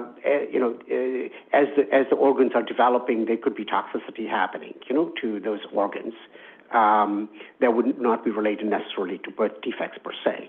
So going back to the birth defect issue, we would need to populate the models with the necessary physiological data. And it's not as if they cannot be collected. They can be collected. It's just that the literature doesn't have those data, at least a full complement of the data. We have partial data. We don't have the full complement of the data. Thank you. Hi, Edwin Lamb from J&J. Yash and Ruth, thank you so much for those topics. I was hoping maybe you can perhaps comment on the tools that are used to help contextualize the utility of these PK data, because oftentimes we think about this as not just the baby, but also the mother as well, treating the mother, right? So, there's that level of sampling that goes on and occurring as well. But on the fetal as well as the infant side, there's these sparse opportunistic samples where we heard of earlier. So we've seen population approaches for PK/PD. being used on the infant side. We see PBPK used on the in utero side, during gestation. But hopefully, thinking about the different arsenals and tools that we have to use this PK data, hoping maybe you can perhaps comment on the different sides for both mom, baby, and both the mom and infant pairs together. Do you want to go first? Well, I think from a small molecule point of view, I think now we have made enough advances that we can predict, what would happen in pregnancy. There's certainly gaps that we still need to fill there as well. We can take, for example, a non-pregnant individual, PK data, and then plug in, how the changes in transporters and enzymes may occur during pregnancy, during the first and second and the third trimester, right? And then predict what's going to happen in the maternal compartment in terms of maternal PK. Now, there are gaps that certainly exist even in that aspect. The transporter arena would be one place that we have, significant gaps in terms of hepatic transporters, intestinal transporters, and so forth, and kidney transporters. In terms of the trajectory, in terms of change from the first to the second to the third trimester, and then postpartum as well. But these are all data that can be collected if the resources were there to do that. And as I showed you, I think we have pretty good confidence in terms of predicting fetal concentrations. Now, in terms of population PK and PD, yes, those tools already exist. You have sparse sampling of PK data in the umbilical venous plasma, from multiple maternal fetal dyads, that you can then put into a population PK model just for that drug, but that does not allow us to extrapolate to another drug. And the utility and the beauty about the PPK modeling is that it allows us to go from one drug to another drug to another drug, as long as we have all the physiochemical parameters and the disposition parameters in vitro already at hand. Now, of course, the question is, how do we then translate these fetal exposure data to fetal safety? And I think that's a really important point. And I think we're all grappling with how to translate the exposure data to fetal safety, And some of the ideas that I had were sort of in my talk, so I'm not going to reiterate them. To answer from a biological perspective, for the mother, in terms of the PK, PD, and again, for biologics, I don't think PK alone makes any sense. We can certainly have predictive models for different moieties that are a much more collapsed version of the PBPK models. You don't need that level of sophistication that you may have for a small molecule, but it's certainly not a very simplified two-compartment model if you're trying to link in, receptors, if you're trying to link in disease site of action, as well as the different distributions of the different biologics, particularly if we're going into different formats. And I think then on the fetal side, we need the different compartments because we really we've got to get that understanding first before we really know we can collapse information. I think going beyond the birth, yes, it's population stuff, but then it's really population to predictivity into the different data sources that we're looking for, So is there a correlation? Is there a link between not just exposure, but different, lab values, etc., in predicting what the potential longer-term outcomes could be? And the methodologies are there. It's the data to get to that point where we can say this is an appropriate collapsed sort of framework to work from. Certainly, I agree with you, and that's definitely what the whole theme of the talks are here, is the lack of data that to be used to construct these type of models to have that predictive capacity and linking it ultimately to the safety question as well as the efficacy question. And I think unless, industry and academia get together, we're going to wait a long time for that data. So it's really a data strategy to push this forward that has to come out of this. Thank you. One question that I have for the people who work in the large molecules and the ones that affect the immune system, is that I'm assuming that this is possible, but I don't know. That's why I'm asking the question. Is that at the time of birth and also in the infant, there are probably biomarkers that you can utilize. T cells, B cells, killer cells, whatever, to actually see whether there is a relationship between the exposure versus the pharmacodynamic endpoint, so to speak. I think so, but again, it's the size of the data set. If you think with anti-TNFs in the patient population, is grade 3 neutropenia predictive of infection risk? Not on an individual level, but on a population level. So we're struggling with, it's the size of the data set. One could potentially do the population PK/PD approach, if you had enough data. But enough data, yes, you can use that. It's the data. Yeah. It's the data that's missing, and the prevalence, low incidence outcomes require much bigger data sets to be able to get a predictability on a population basis, never mind individual.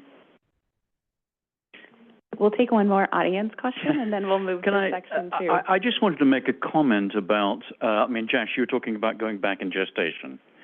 And I think, people have got to realize that you've got, I won't say a hard limit, but you've got, you might be able to get back to maybe, 11 weeks, maybe 12 weeks.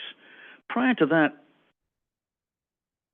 you haven't got systems you can work on. You haven't got an umbilical circulation that's probably properly formed. You certainly haven't got a maternal circulation. The vessels are actually specifically blocked to prevent circulation of cells and so on through there. So beyond going back past something like, we can all argue about the exact number, but before 11 weeks, just forget it. It's you're not going to be able to predict anything with any model that we have. We know very little about that period of time as it is anyway, just morphologically, anatomically, no matter actually movement of fluids. So I think, we've got to, sort of say that's when the sort of modeling that you're talking about stops, because prior to that, while it's a very, very vulnerable period, we no longer have the information that we can use to do any modeling. That's really an excellent point. I don't think folks realize that the flows to the placenta don't start right away, and first there's implantation that happens, the development of the placenta, and then they're plugged for a fair amount of time. I think my understanding is a little bit different than yours about the gestational week at which this happens. I thought it was a little earlier than 11 or so weeks, but we can debate that, in terms of that.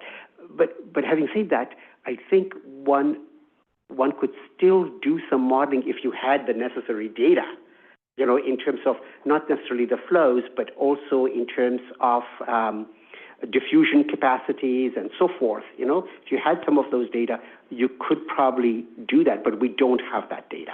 Well, and that's where the collection of data, again, would be the problem important. is that if, diffusion capacity for a particular substance is fine, you can determine that, but the question is, what is it diffusing through? Yes, that's right. And the 10 to 11 week is pretty clear now, because if you look at things like oxygenation,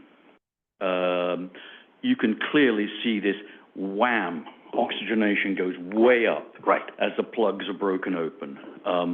And that's usually about 10 to 11 weeks or so.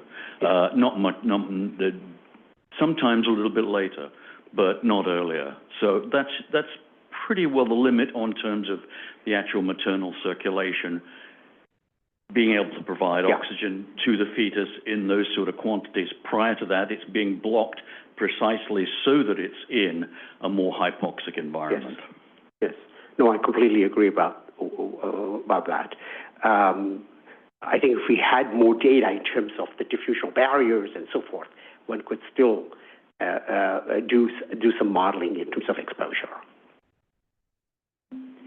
So it's clear that we need we need all this PK data, right? But we also need the clinical data to complement it, and we really need both. And so, as you guys can all see in the progression of questions here, we're going to get to study design considerations. We're going to ask you to basically design us a clinical study right here, right? No pressure. But before we get there, we want to talk about what data we want to collect in those studies. And so we sort of, as we go through this exercise, when we get to study design considerations, you're going to be limited by all the things that Dr. Bhatnagar talked about, right? The ethics, the feasibility, whether or not Natalie says she'll enroll her child in the study. And so there's going to be a lot of limitations when we talk about study design considerations. But when we talk about safety data collection, what I think would be helpful to hear is what are the laboratory endpoints and biomarkers of immune function that should be considered, and what are the observational clinical endpoints that we need to consider. And when you talk about these things, it'd be helpful to hear you cast the broad net that you talked about, and sort of hear your wish list and sort of the rationale of why these values would be helpful. And then later we'll ask you to kind of hone it in and customize it to a study design that would be feasible. But tell us about what actual safety clinical endpoints would be helpful to collect in these studies. Yeah, great question. So wish list, very different than in reality what I would recommend, at the third part of this talk. But I think having a CBC or complete blood count would be pretty basic, would allow us to see the white blood cell count, the hemoglobin, the platelet count, the lymphocyte count, the neutrophils. So it would need to be a CBC with differential. And that would be great. Then in terms of trying, and that's all quantified, exactly like Joy was talking about before. That's all just number of data. It doesn't talk about function. But it's a pretty standard test.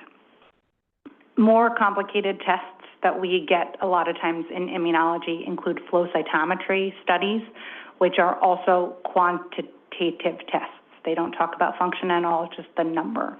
And so there's a lot of different immune markers, and again, we can pare this down when we get to the third section. But you can look at the total T cells in the baby and in the mom, but I'll talk about the infant because that's where my experience is. The total number of T cells, and that can be divided into CD4 and CD8 T cells. Then that can be further divided into naive and memory T cells. Then there's kind of further effector and modulator notations within that, but probably not necessary. Then there's a total B cell count, which would be helpful in the same flow cytometry category where we're talking about just the number of these immune cells that make up the lymphocyte count, which helps to make up the white blood cell count.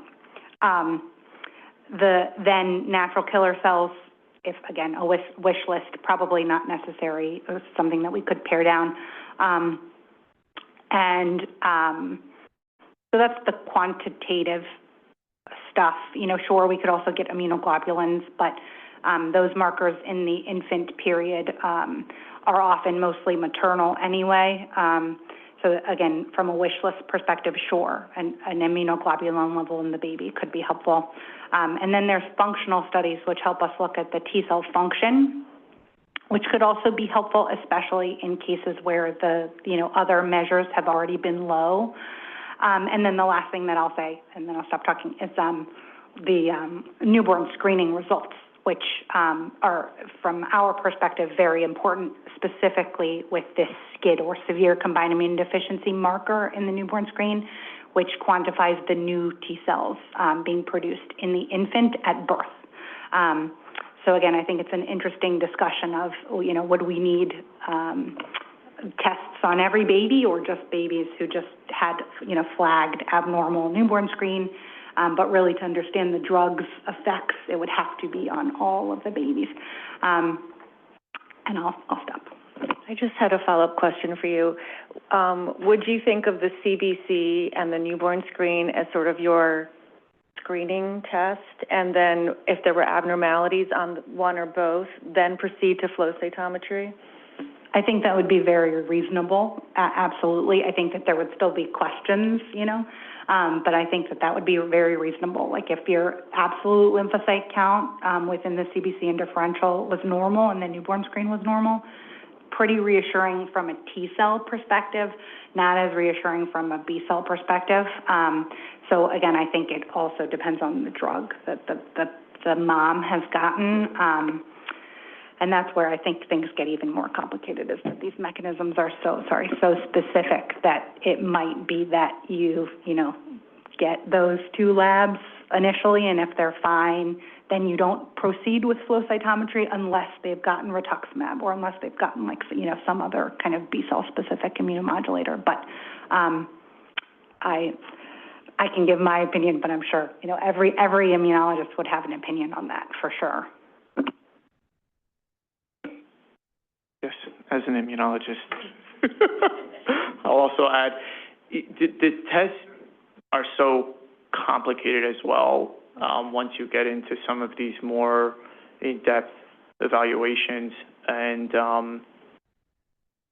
the literature is also somewhat older as well in terms of the reference ranges, and they can vary so widely. So from a patient standpoint, we have predefined levels of lymphocyte subsets, which from Harriet Lane is defined by Shearer, which I think is from 2008.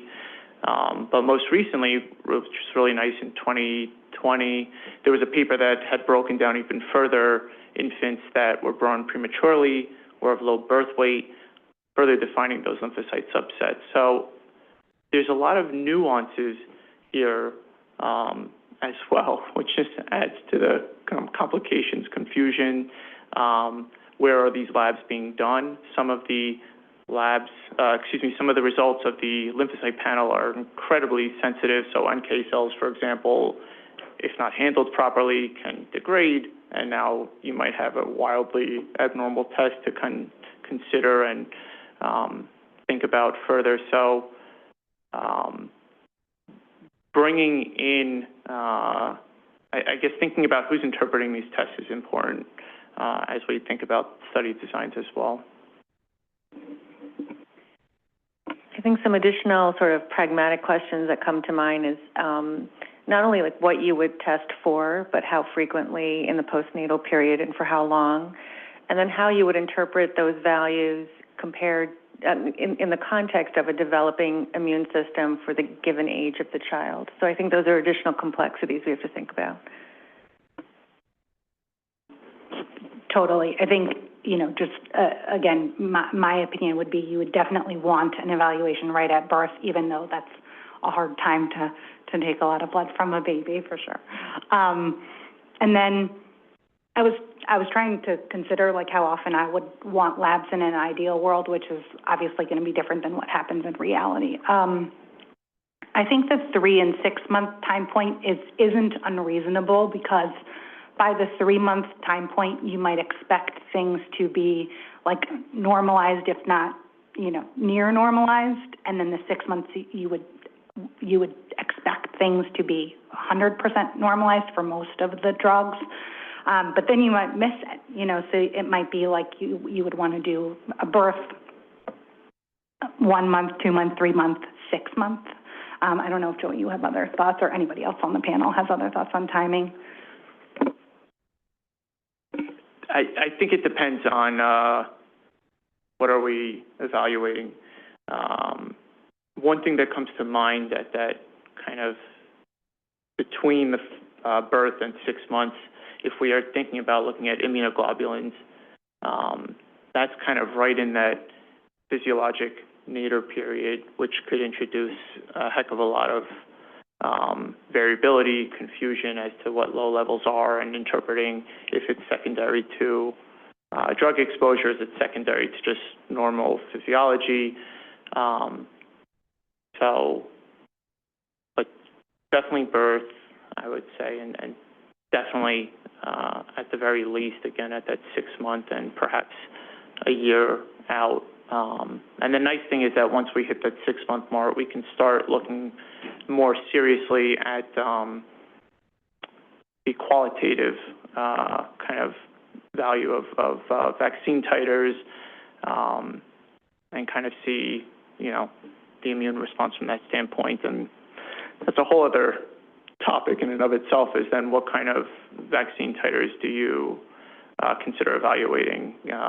T-cell specific, T-cell dependent, independent vaccine responses. So, but would definitely give a lot more insight into the actual immune development, but again, introduces another level of complexity in terms of who is looking at these lab results and who's evaluating them and how are they being interpreted.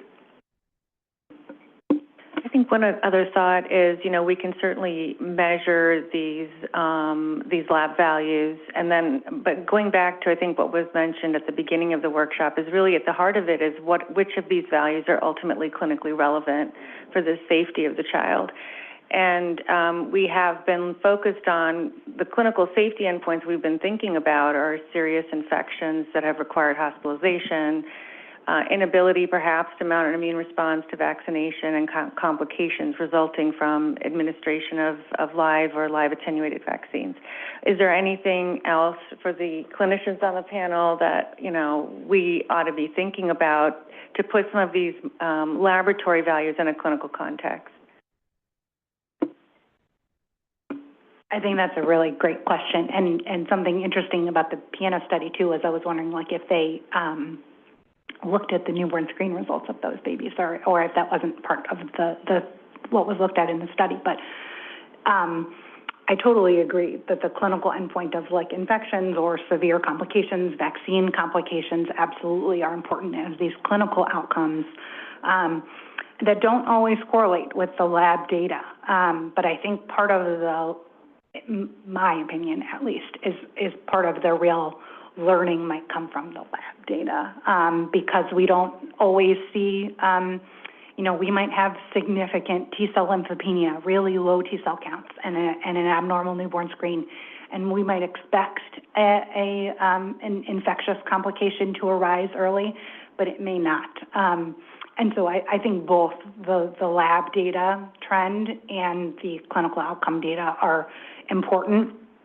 And as an immunologist, I absolutely am interested in the clinical data, but I think it would be very helpful to have that lab data as well and know when is it expected to normalize completely if there are impairments from birth that are expected, or to make everything more complicated. Well, if the mom stopped at gestational age, 26 weeks, then would there be absolutely no expected complications for the fetal immune system?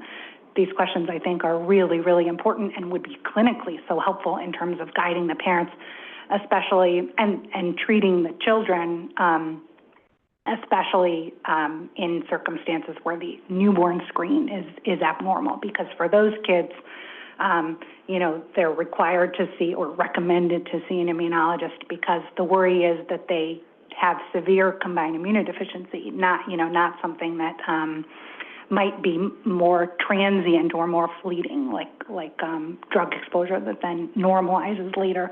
The concern is for these kids that they have a primary immunodeficiency where they're never going to be able to create their own T cells or B cells, and they need a transplant.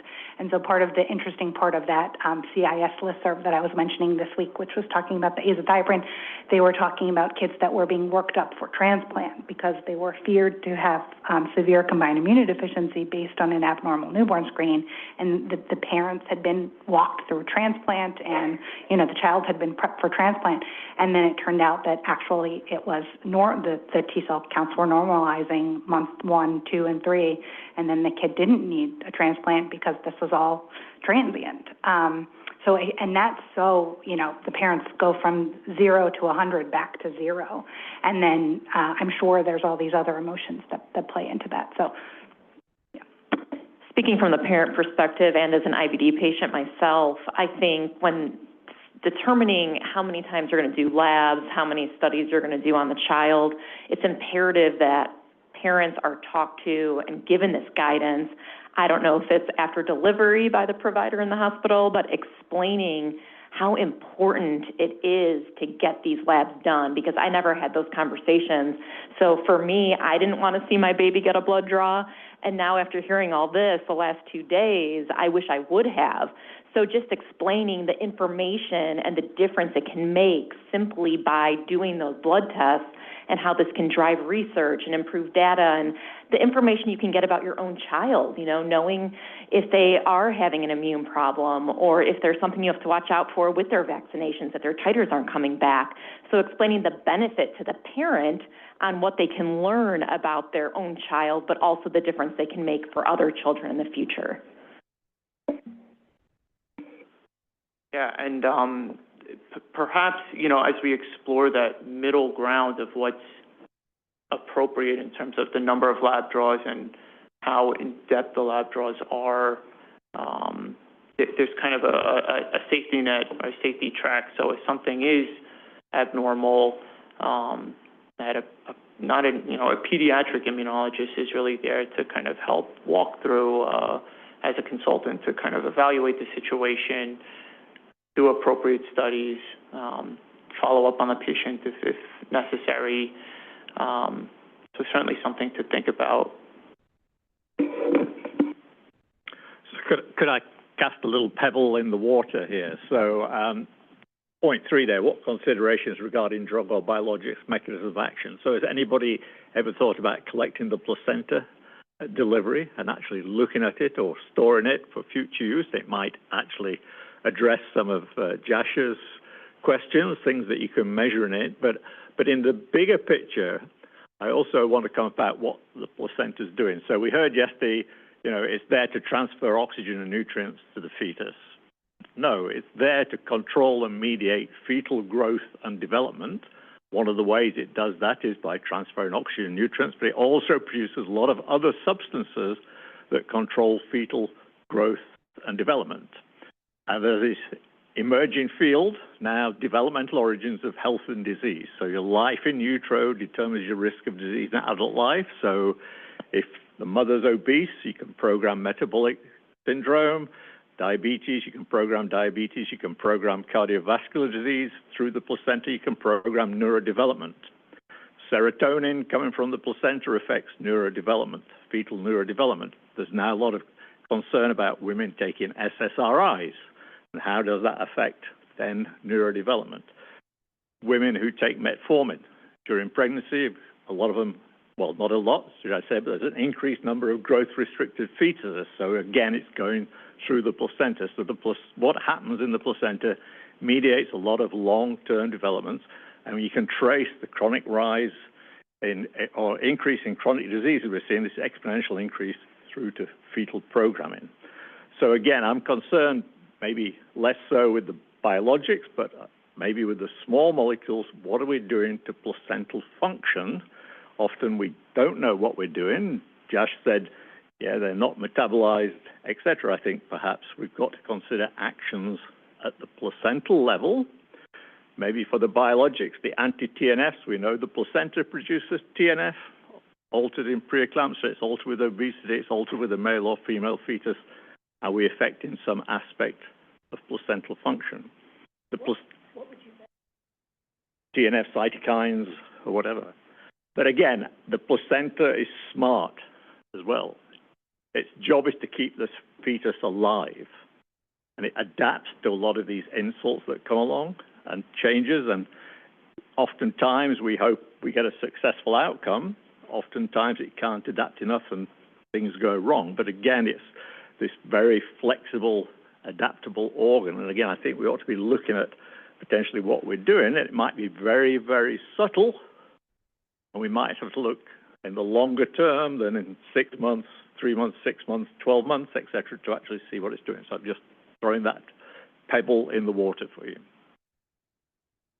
That's a perfect segue to the next section of study design consideration, right? Because I don't think that it originally included the placenta in the group of things that we need to collect data from, but maybe we do, right? So we have talked about the different data points that we need to think about, starting from maternal PK data to understanding fetal PK to infant PK to infant immune function, and of course, sort of the placenta coming in there between the fetal PK and the infant PK. But we talked about immune function, from B cells and T cells to actually getting titers later. So all these pieces of data we would love to have, right, from start to finish. And so how can we realistically put this together? So sort of, we don't necessarily need to tease this out in terms of PK data in short term, because it sounds like we really need it all, right? And so how could we piece this together to start designing a study, and all the way through to getting the parents and the families on board from the beginning and through the end? So I'd really like to hear input on study design considerations for all the data that we need. I mean, from a PK and PD perspective, I mean, the longitudinal data throughout the pregnancy is the thing that's really missing. And, you know, Edwin highlighted yesterday even being able to get, you know, cord samples during the pregnancy as well. Having those types of data sets, both for large molecules and small molecules, as well as expression of, you know, the target and where it is, will really make a difference. It'll allow predictability, and it'll allow further, you know, futuristic interpretation of the safety signals and the ability to identify really not the general population, because that happens in the long-term, you know, safety follow-up studies. It's the patients or the babies that are really at risk, and we can only do that if we get this greater depth of data and knowledge longitudinally. And I would just add that I would want to put on a plea, you know, to people who publish in this area, is to publish the data regarding the timing of the administration of the drug, timing of the samples, so that others can utilize all these data. In terms, I'm talking about the PK side of things for either small molecule or large molecules, in terms of putting it in these type of models that we're talking about that will help us gain greater and greater confidence in our models to predict fetal concentrations. And hopefully down the road, we won't have to do any fetal samplings, you know, that we could actually then predict all these concentrations with high degree of confidence. And it will also allow us to minimize then the sampling that you're doing in follow-up studies for safety, for, you know, for cytokine levels, for T cells, B cells, etc., because we can optimize those designs. But without the data, you can't get to that point. I wanted to add, Sonali, you had shared in a slide at the introductory presentation yesterday, you had mentioned a draft guidance that FDA had issued in 2019 about pregnancy safety studies. And that guidance came at the heels of a public workshop that was held about 10 years ago about how to optimize pregnancy registries. One of the takeaways from the public workshop had been that to kind of circumvent some of the challenges with pregnancy registries, there would be, you know, some other data sources would be helpful to supplement the data collected in pregnancy registries. And so therefore, in this 2019 guidance, kind of lists what these other approaches might be: pharmacovigilance reports, case control studies, population-based registries. I think for the questions that we are raising at this workshop, we are very much in an information gathering stage. So I don't see how any of those approaches outlined in the 2019 guidance could apply here. And I think we're really, at least from my standpoint, looking at a prospective collection of data and how we can collect that in the infant, which is tied very much to understanding the extent of maternal exposure of the product of interest. And I think to that point, Uma, you're, you know, all the work you've done with the piano study, the piano registry, coupled with the specific targeted neonatal outcomes, is an interesting rubric to think about as one possible approach. But I think, I think we're all saying we need some prospective evaluation of the newborn. Can I just put one possibility forward that incorporates a little bit of what Les is talking about, what Josh has been talking about, and so on? I mean, you guys are collecting maternal blood samples during pregnancy. Those plasma samples have extracellular vesicles in them. The extracellular vesicles are being churned out by the ton by the placenta.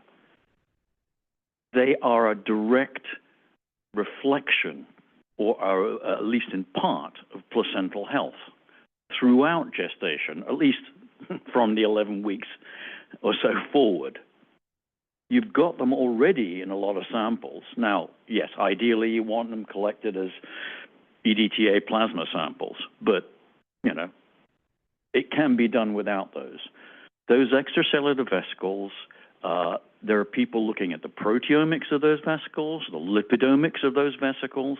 They carry a cargo of microRNA that you can sequence and look at that reflect mostly the health of the syncytium. And you can actually selectively pull out syncytial trophoblast extracellular vesicles separately from extravillous trophoblast vesicles if you want to. Nanoflow cytometry to do that. But I mean, the point is these things are being churned out constantly throughout gestation. They're in the maternal blood. They reflect placental health, and they're easy to get because you're already taking those samples. So you can do them on samples you already have or prospectively. You know, study design, just get a couple of tubes, 0.5 ml of, EDTA plasma. I mean, actually, you don't even need that much. 100 microliters of plasma would be absolutely adequate. But it'll give you so much information. What you really need to work out is what things you need to look at to measure placental health during that time. And if you got that, then you've got a whole list of things you can just keep on checking from study to study, the same sort of things. Simple, it's there, and I think it would pay off quite well.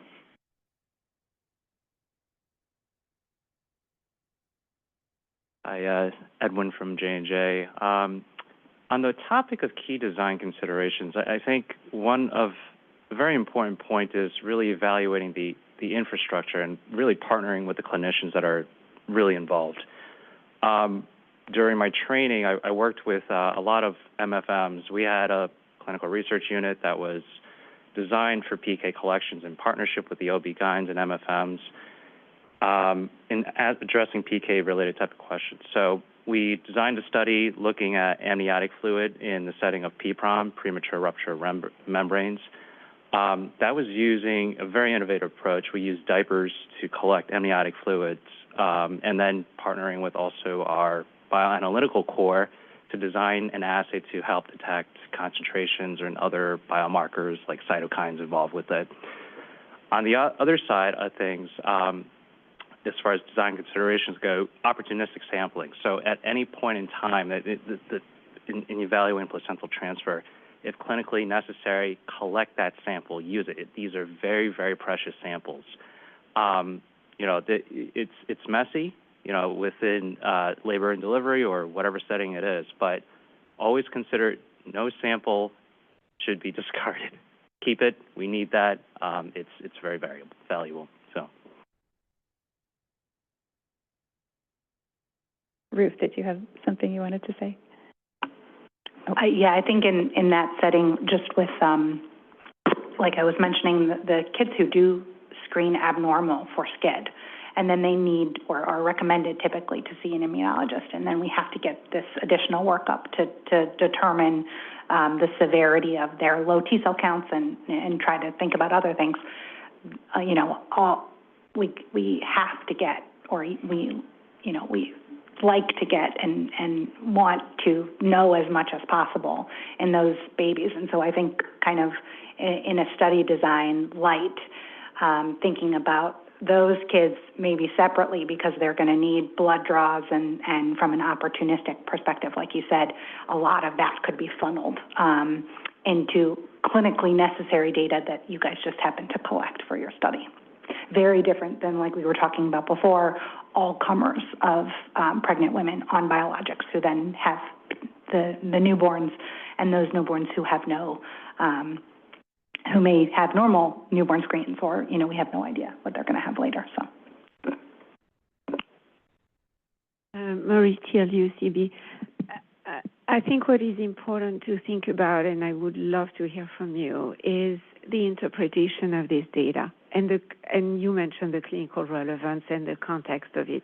But I think it's important to really keep that in mind, especially with the opportunistic, because we are often missing a lot of information with opportunistic. We get the sample, we get the levels, we don't know really the last dose. We're missing a lot about the whole story, and therefore the interpretation is very difficult, which puts patients and physicians in a difficult situation. And I think it can go both ways, where we can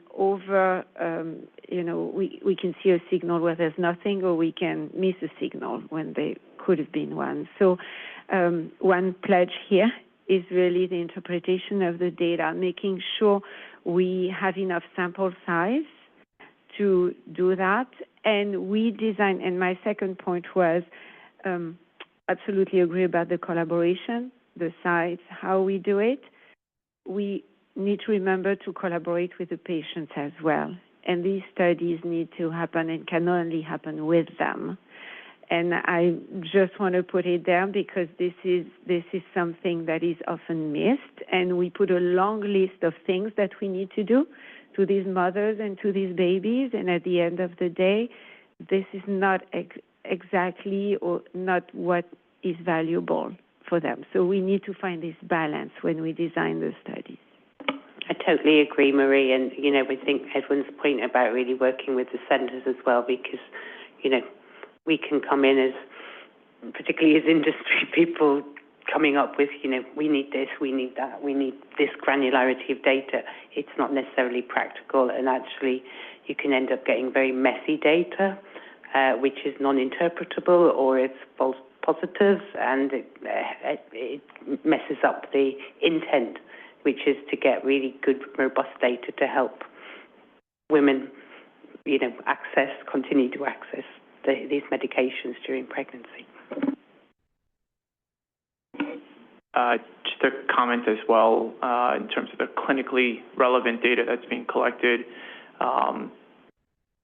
is somehow determining the appropriate control group, so that these populations can also be compared as well, I think is important in terms of a design consideration. Inherently, pregnant persons are receiving biologics, immunomodulators, are not inherently healthy population, and so comparing those two and the outcomes, I think is important to kind of put some of this into context as well. As we say in immunology, children sometimes take some time to present themselves. So there are certain infections that are very obvious that they may be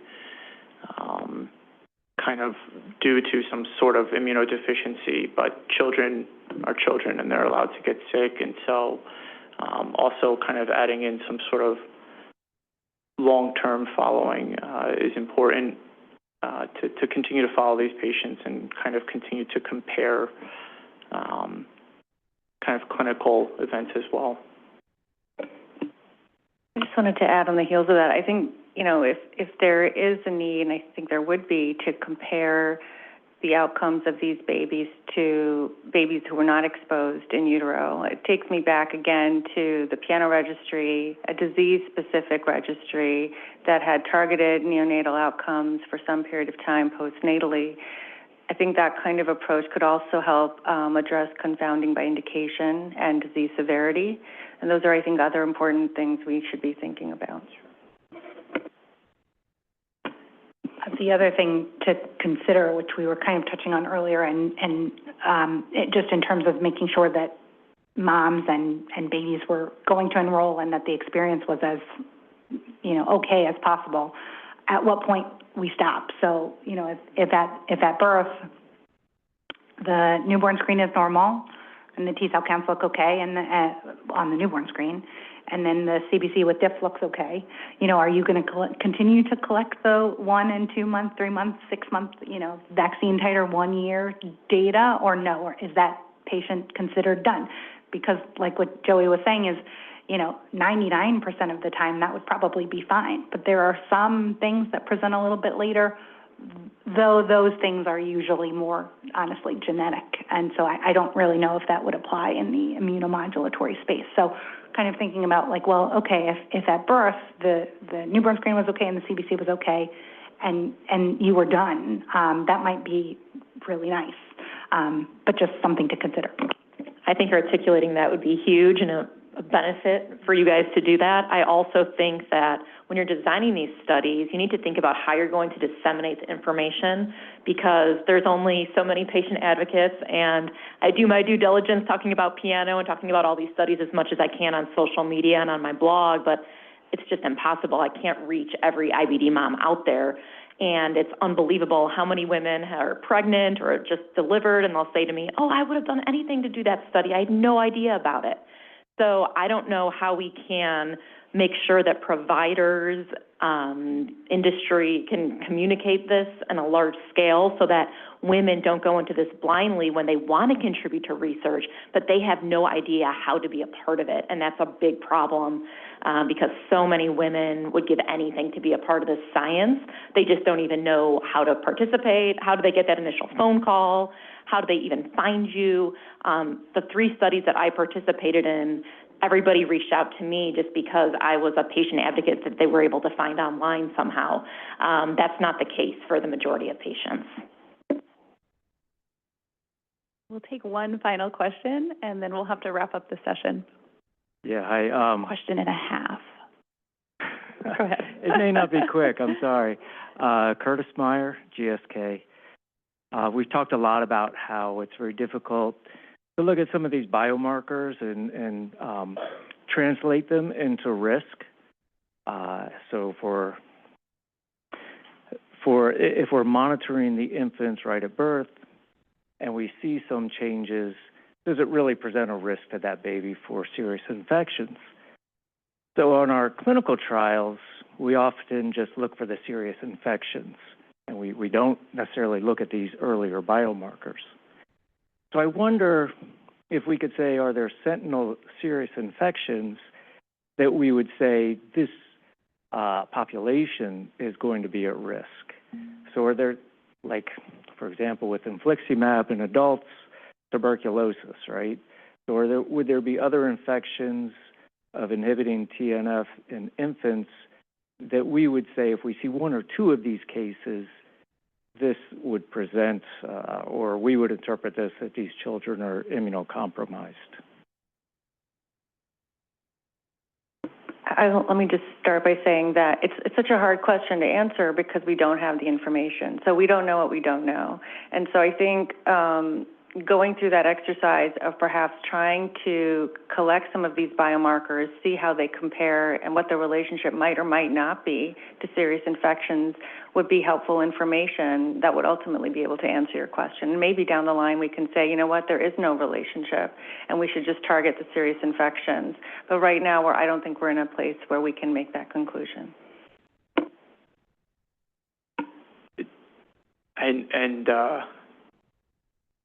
A child that's at home, maybe single, only child at home, is also very different than a child in daycare. So it's just really funny, real life things that can greatly affect the number of infections as well. So it's a tough thing to kind of put a number on and say, you know, that this is the cutoff, so to speak. Do one last question from Marie. Very quick. First of all, agree about the dissemination, and this is something we all need to work on, not only the dissemination and the information about existing studies, but also the results of these studies and how they are shared with patients. As the discussion was evolving, I wanted to get your thoughts about, the way it's going seems that, wonder if there's the immediate, the short-term data, because when we talk, and piano is a wonderful registry and a lot of data getting out of it, but Uma, I think you started in 2007, so look at the time frame to get there, and I'm sure you're discovering more and more and generating more data all the time. Should we look a little bit differently? And should we look, not in addition to these registries like piano, these long-term outcomes that are so important, should we also try to figure out what could come short-term, what could come fast to inform these women so that they don't have to wait 10 years, 15 years to start getting data, but start with maybe a simpler design, maybe less data. Maybe, no, we're not going to have the long-term outcome, the vaccinations and all that. We're not going to have them immediately. But is it fair for women to wait 10 to 15 years to have information on a specific product? And what can we provide early on this product to help them and maybe get more into the registries? Maybe this set of information that will help them and their physicians make a decision. So what is the minimum data set, if you want, that you want to have to allow that, so that they can then continue and go to these registries and we can get the long-term data. So kind of a stepwise approach, maybe. I would just answer to that. We started in 2007, but now we have the infrastructure. So, for example, for risankizumab, we have drug-level data. We're in the process of writing it up. For upadacitinib, we have placental transfer data. We're in the process of writing it up. So as we collect these pregnancies, it comes out much faster now. You just need infrastructure. And thank you, everyone. Thank you to all of our panelists for your input and to our audience for the very robust and thoughtful questions. We have gone far over our time and eaten into our session 5 panel, so we'll ask everyone to return at 11:35, and we'll go from there. Thank you.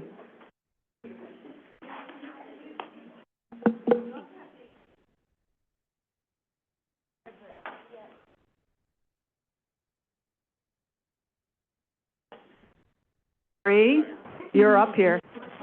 Marie Teal, calling Marie Teal.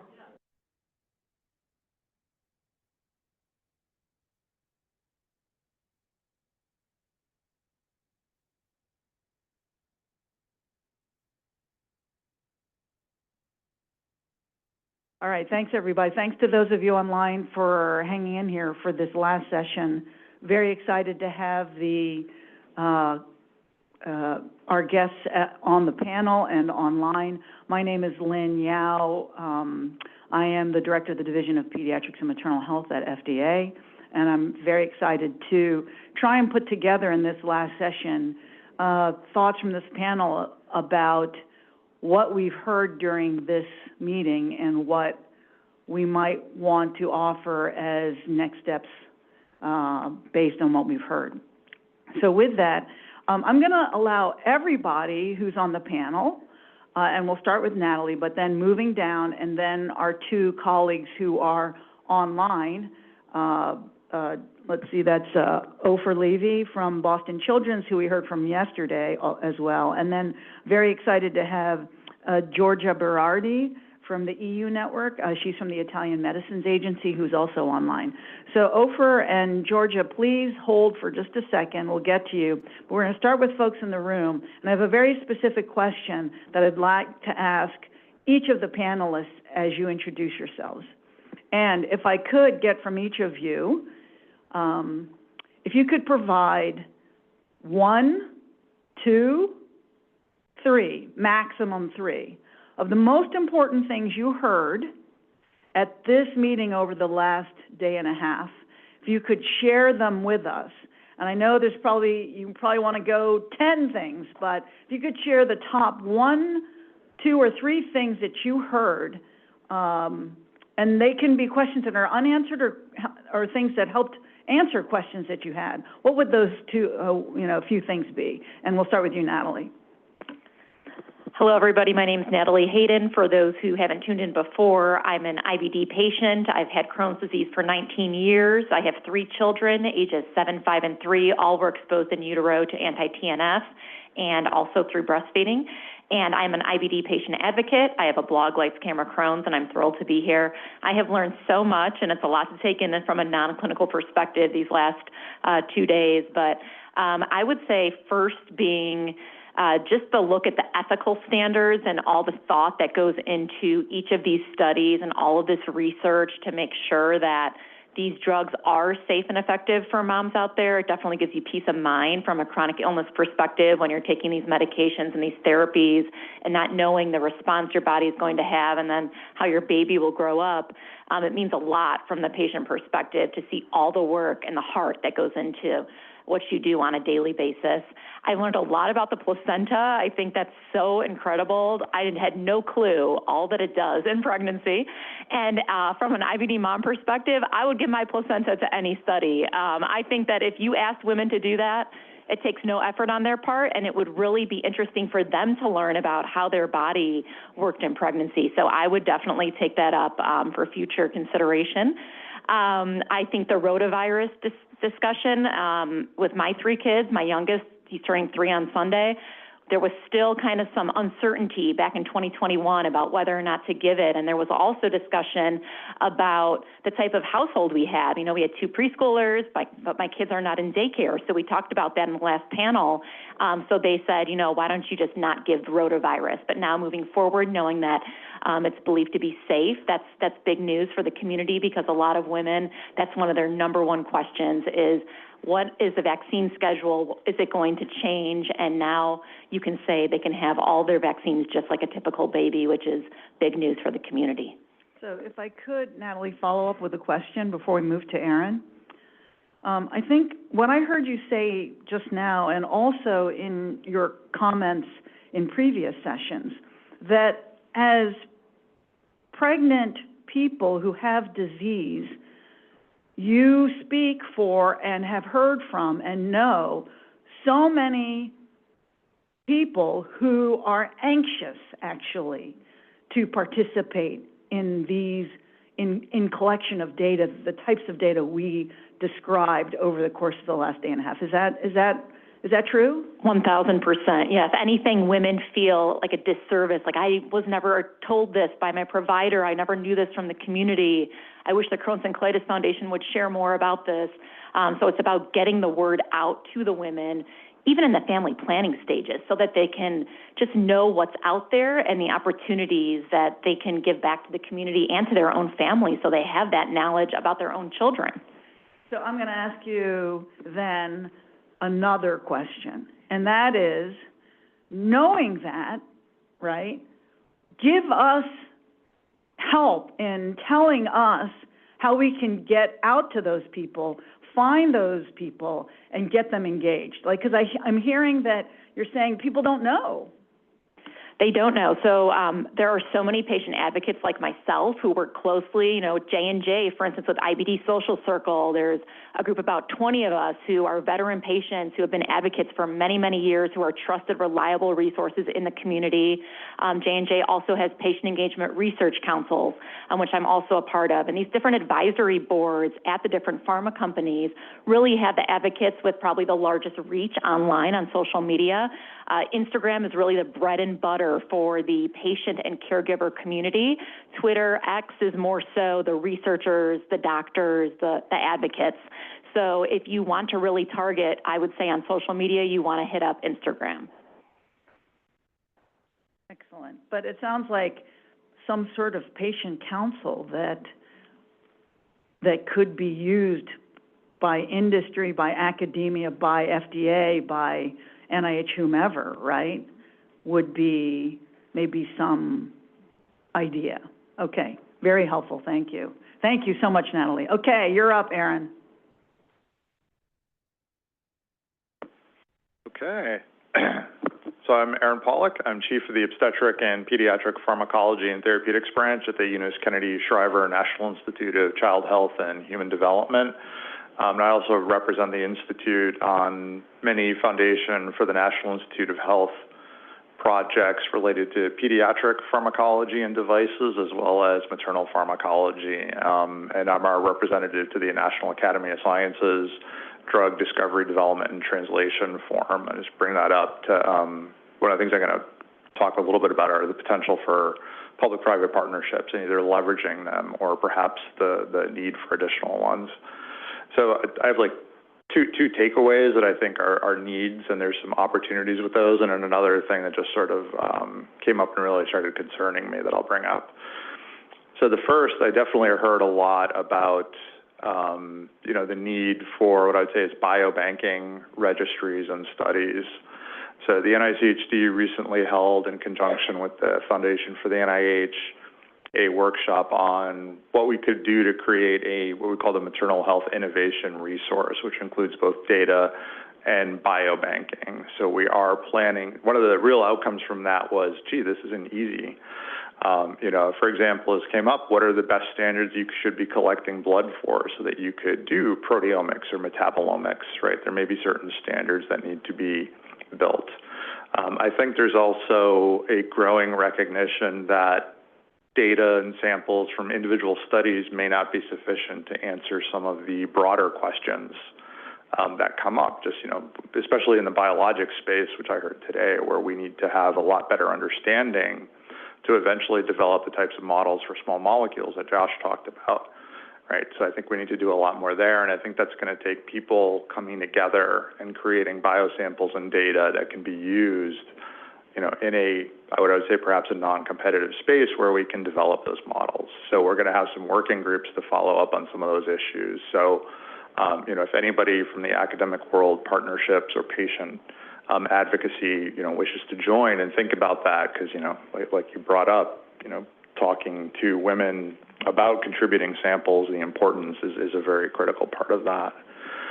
An additional aspect of that I want to mention is that the Common Fund for the FNIH, which runs large cross-cutting programs, is currently in the planning stages for a program called Complementary, which is complement animals in research, investigation, and experiments.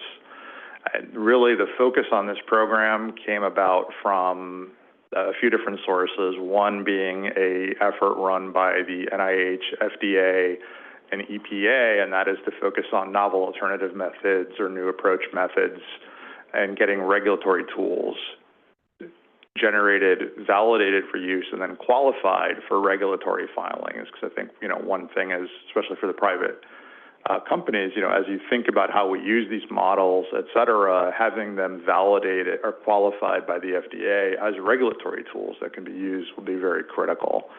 So that program is launching soon, and we're actually, there's going to be a potential public-private partnership for that as well.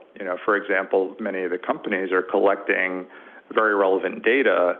Is there a way, perhaps, something like Transcelerate or other models where there could be some level of data that's shared, again, with the idea of having, raising the boats and the understandings, particularly around safety and maternal fetal transfer of compounds, that would be of benefit to everybody. So if anybody's interested in hearing more about that stakeholder meeting and, perhaps having representatives there, I can get you in contact. And, certainly a lot of companies are already interested, but I think the more maternal health champions from companies that we can have on there, the better.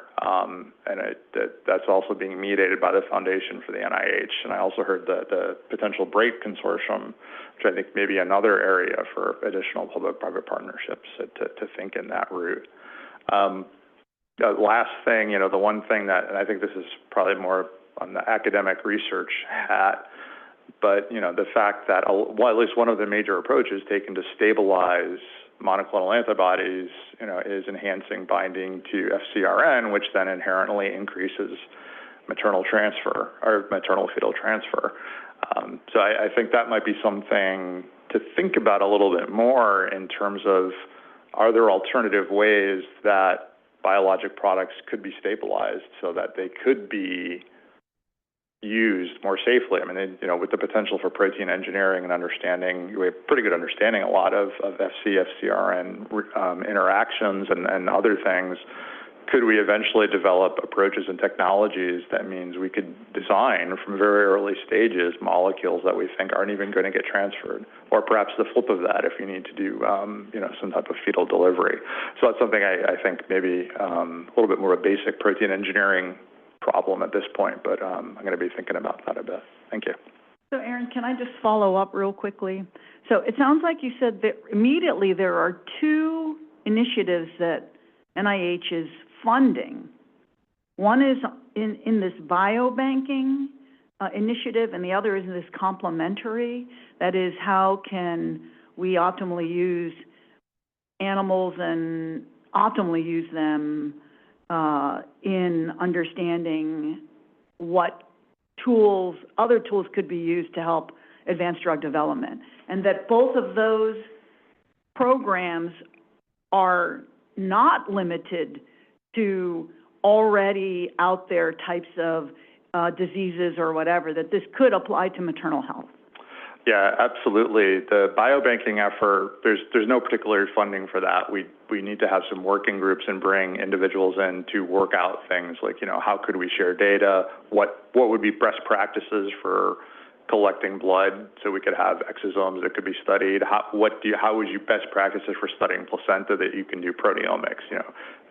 If you don't store samples in the proper way, they can't be used for certain methodologies. So having some idea of that would also help, one, collecting the samples and then having some uniformity. So that would be a great place to have discussions.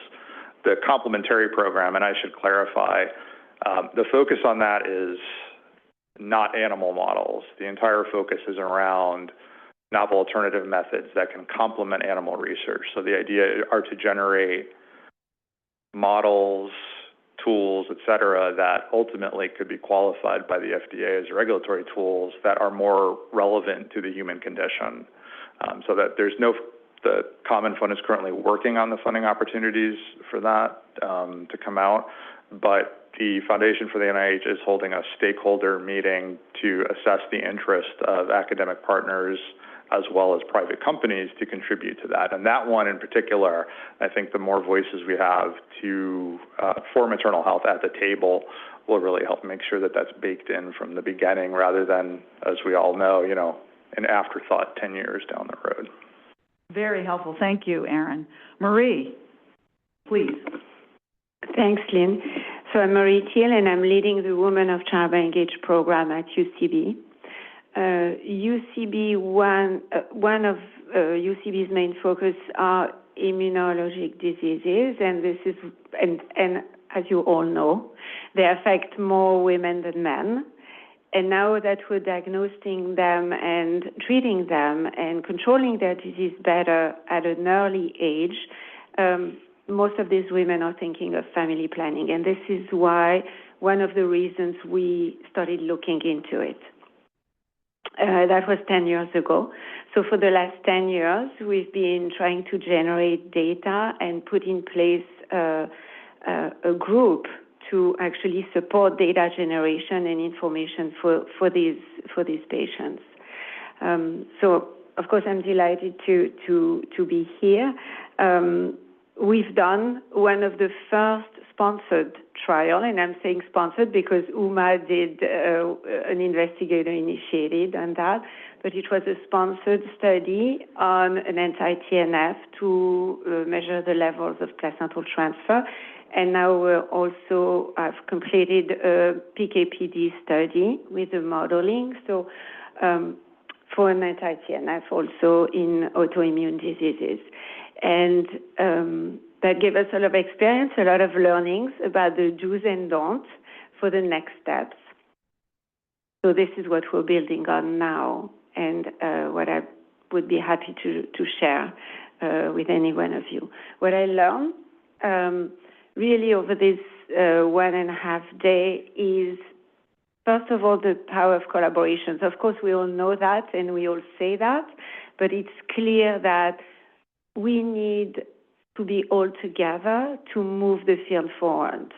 And there's a huge unmet need. There's an urgency here. We've been talking a lot about it for a lot of years, but we see not a lot has really moved forward. So what can we do? We can just continue to do that, and this is really the value of this type. So thank you for organizing that, because this type of meeting has really brought a different level for all of us. And I think this is a huge value. but there is so much to do. And I have to say, this is what I learned, and I'm a little bit also, I shouldn't say disappointed, it's not the right word, but a little bit, I wish we had more. I wish we could rely more on modeling, on animal data. And what I've learned is that we still have a lot to do before we get there, which means we need to all together continue working on it. And finally, I want to say that we need to change the way we think about pregnancy. We are okay to let pregnant women take medications without a lot of information on them. Maybe it's time to think about what type of efficacy data we also need to have for these pregnant women, just like we did for other subpopulations. So the efficacy is important, the safety, the short-term safety, the long-term safety, and we need to all work with patients like Natalie and others to really help us understand better what is needed, what we need to generate, and how to change the mindset, because for decades we have not been involved we pregnant women have not been involved in clinical trials. And I think we need to start thinking about how do we change the way we think about it if we want to generate all this data that we keep asking for all during this 1.5 day. Thank you, Marie. So a follow-up to you.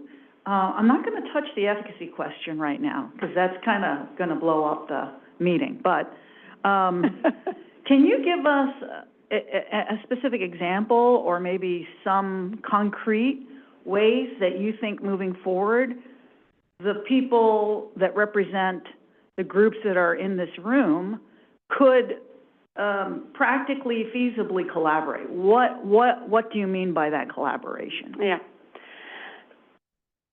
So there are groups, there are, and I have to mention Bridge. I have to mention a group that we put together, I think 18 months ago, maybe less than 2 years ago. It's a multifunctional group with different experts. Everybody's voluntary on it. And people can come and share their experience and work together on what next data need to be generated. So I think it has to be independent, and it has to be global because we cannot just focus on one country, one continent. So this is how we set it up. And we have different experts, ethicists, patients, patient groups, alliances, physicians, experts, preclinical physicians, ex-regulators that are part of it. And I think we're growing the group at the moment.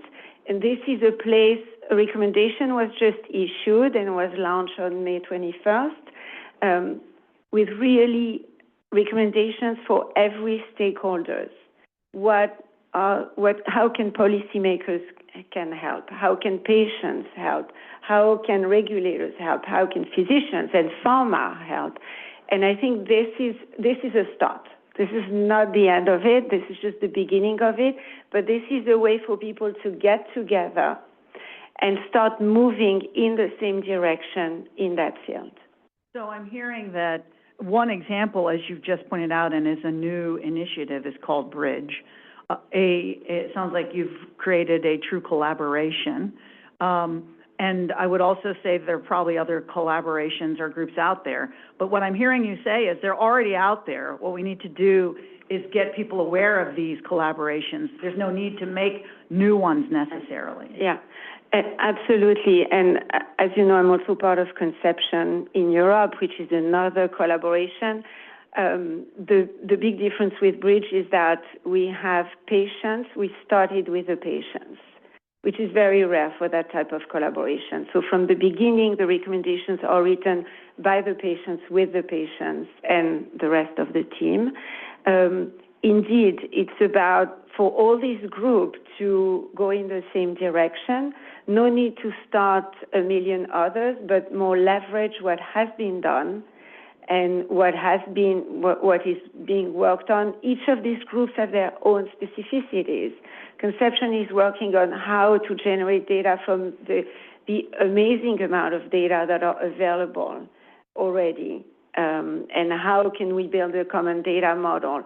Bridge is more on the prospective one, and how patients are included in that discussion. So I think we all have our specificities, but it's by getting together and that we can make it. Thank you, Marie. Skip, please. Thanks, Lynn. So I'm Skip Nelson. I started my career out as an academic clinician in both neonatology and pediatric intensive care for about 20-some-odd years. My area of interest was research ethics, which led me to the FDA for 10 years as the senior pediatric ethicist, where I worked with many colleagues who are currently in this room. And it's nice to be back in this room. It would be nice to see the rest of the campus, but I guess it's a ghost town, I've heard. But anyway, separate issue. And then 10 years of doing that made me a clinical trialist. And so now I'm at Johnson & Johnson, basically doing pediatric drug development, but I'm involved as a neonatologist in some of our programs in studying an FcRn inhibitor for the treatment of hemolytic disease of the fetus and newborn and fetal and neonatal autoimmune thrombocytopenia to try and attempt to block the transmission of those pathogenic antibodies. So great to be here. And I guess I would divide my main observations into the sort of what and the how. First of all, it's very complex. I had no idea the placenta was as complex as, I have, no idea. That's one thing I've taken away. But, the what? So I get the impression we're in a position where we can basically design a PK/PD study. We know, we can kind of do that for both small molecules and biologics. So we have an idea of what that might be to sort of get that neonatal exposure and have a sense of what that impact might be from a pharmacodynamic perspective. We also need to somehow link that with clinical outcomes. But the bottom line is the products that are being taken into phase 3 have already gone through all of that animal testing and other in vitro and in vivo testing and the like. And the odds of seeing something dramatic in the sample size that we're going to get out of individuals with a disease who are pregnant is going to be incredibly small. And so the odds of seeing anything is going to be incredibly low. So I think to have any expectation that you're going to see a serious adverse event or see some impact on neurodevelopment is highly unlikely, which leads more to then the how. We've heard about the piano registry. I think when I think about the how, first of all, in clinical trials, persons who are not pregnant, who are of childbearing potential, often enter a clinical trial, but they don't have the intent to become pregnant during that clinical trial. I think that's usually an inadvertent, unplanned event, which is very different than planning and then creating a registry that is, in fact, focused on individuals with a disease who then become pregnant so that you can have that planning ahead of time, which is incredible, and have some disease control, et cetera.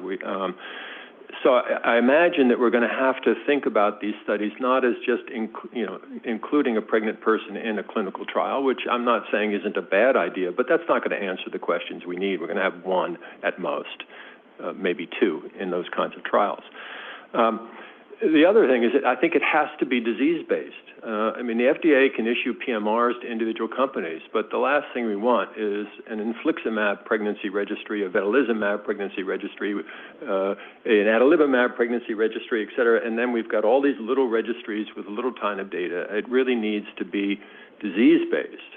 And then one final comment on that, it's an interesting question, the extent to which, once it's disease-based, can one extrapolate data across diseases? So, for example, an infant exposed to infliximab as part of an IBD registry, how much of that impact is drug-based? How much of that impact is disease-based? And the extent to which can we then take the data on infliximab and impact on a neonate T cell, B cell, the PD sorts of things, and any safety we can gather, and then extrapolate that into the use of an anti-TNF, for example, for rheumatoid arthritis or some other disease, and begin to sort of leverage that information. So those, I think it's, in my mind, the how, the what we can see. I have a sense of what we need. We can get a sense of that. I think the real challenge is going to be the how. How do we get that? And collaboration, et cetera. And it's not going to be through the FDA issuing individual PMRs to separate companies. That's not going to be the solution. So I have one question for you, Skip, and follow-up related to that very important point. I think you make a very valid point, and it's a point that we are going and planning to discuss at a pregnancy registry workshop that we're planning for 2025. But before that, the question I have for you is, do you have any ideas about how this could be done? Oh, wow.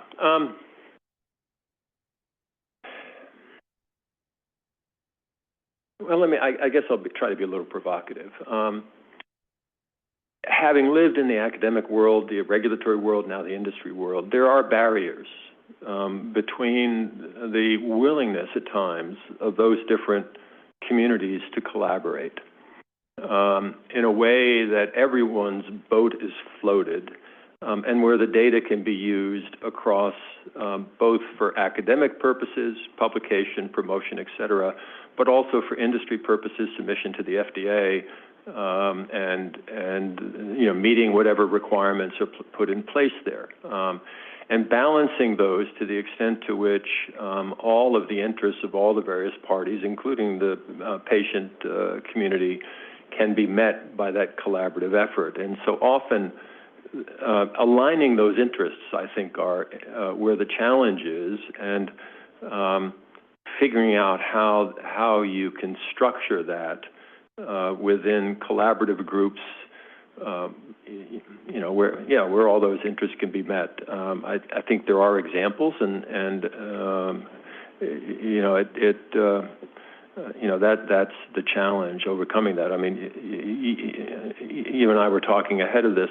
I'll give this example. I mean, it's not related to pregnancy, so it's different. But there was an attempt when I was at FDA for us to get data from an academic group for the approval of a medication that's currently off patent for the treatment of apnea of prematurity. I won't go into the details there, but the academic group did not want to give the FDA the data because they were concerned that once the FDA approved the drug for that indication, the ability to compound it internally to hospitals would then be prohibited. People remember the progesterone experience with the compounding and et cetera. I mean, that was the fear, is that suddenly the price would go for $1.50 up to $1,000. And so they refused to share the data with the FDA to be able to label it in pediatrics. And so somehow aligning, there clearly the interests were not aligned.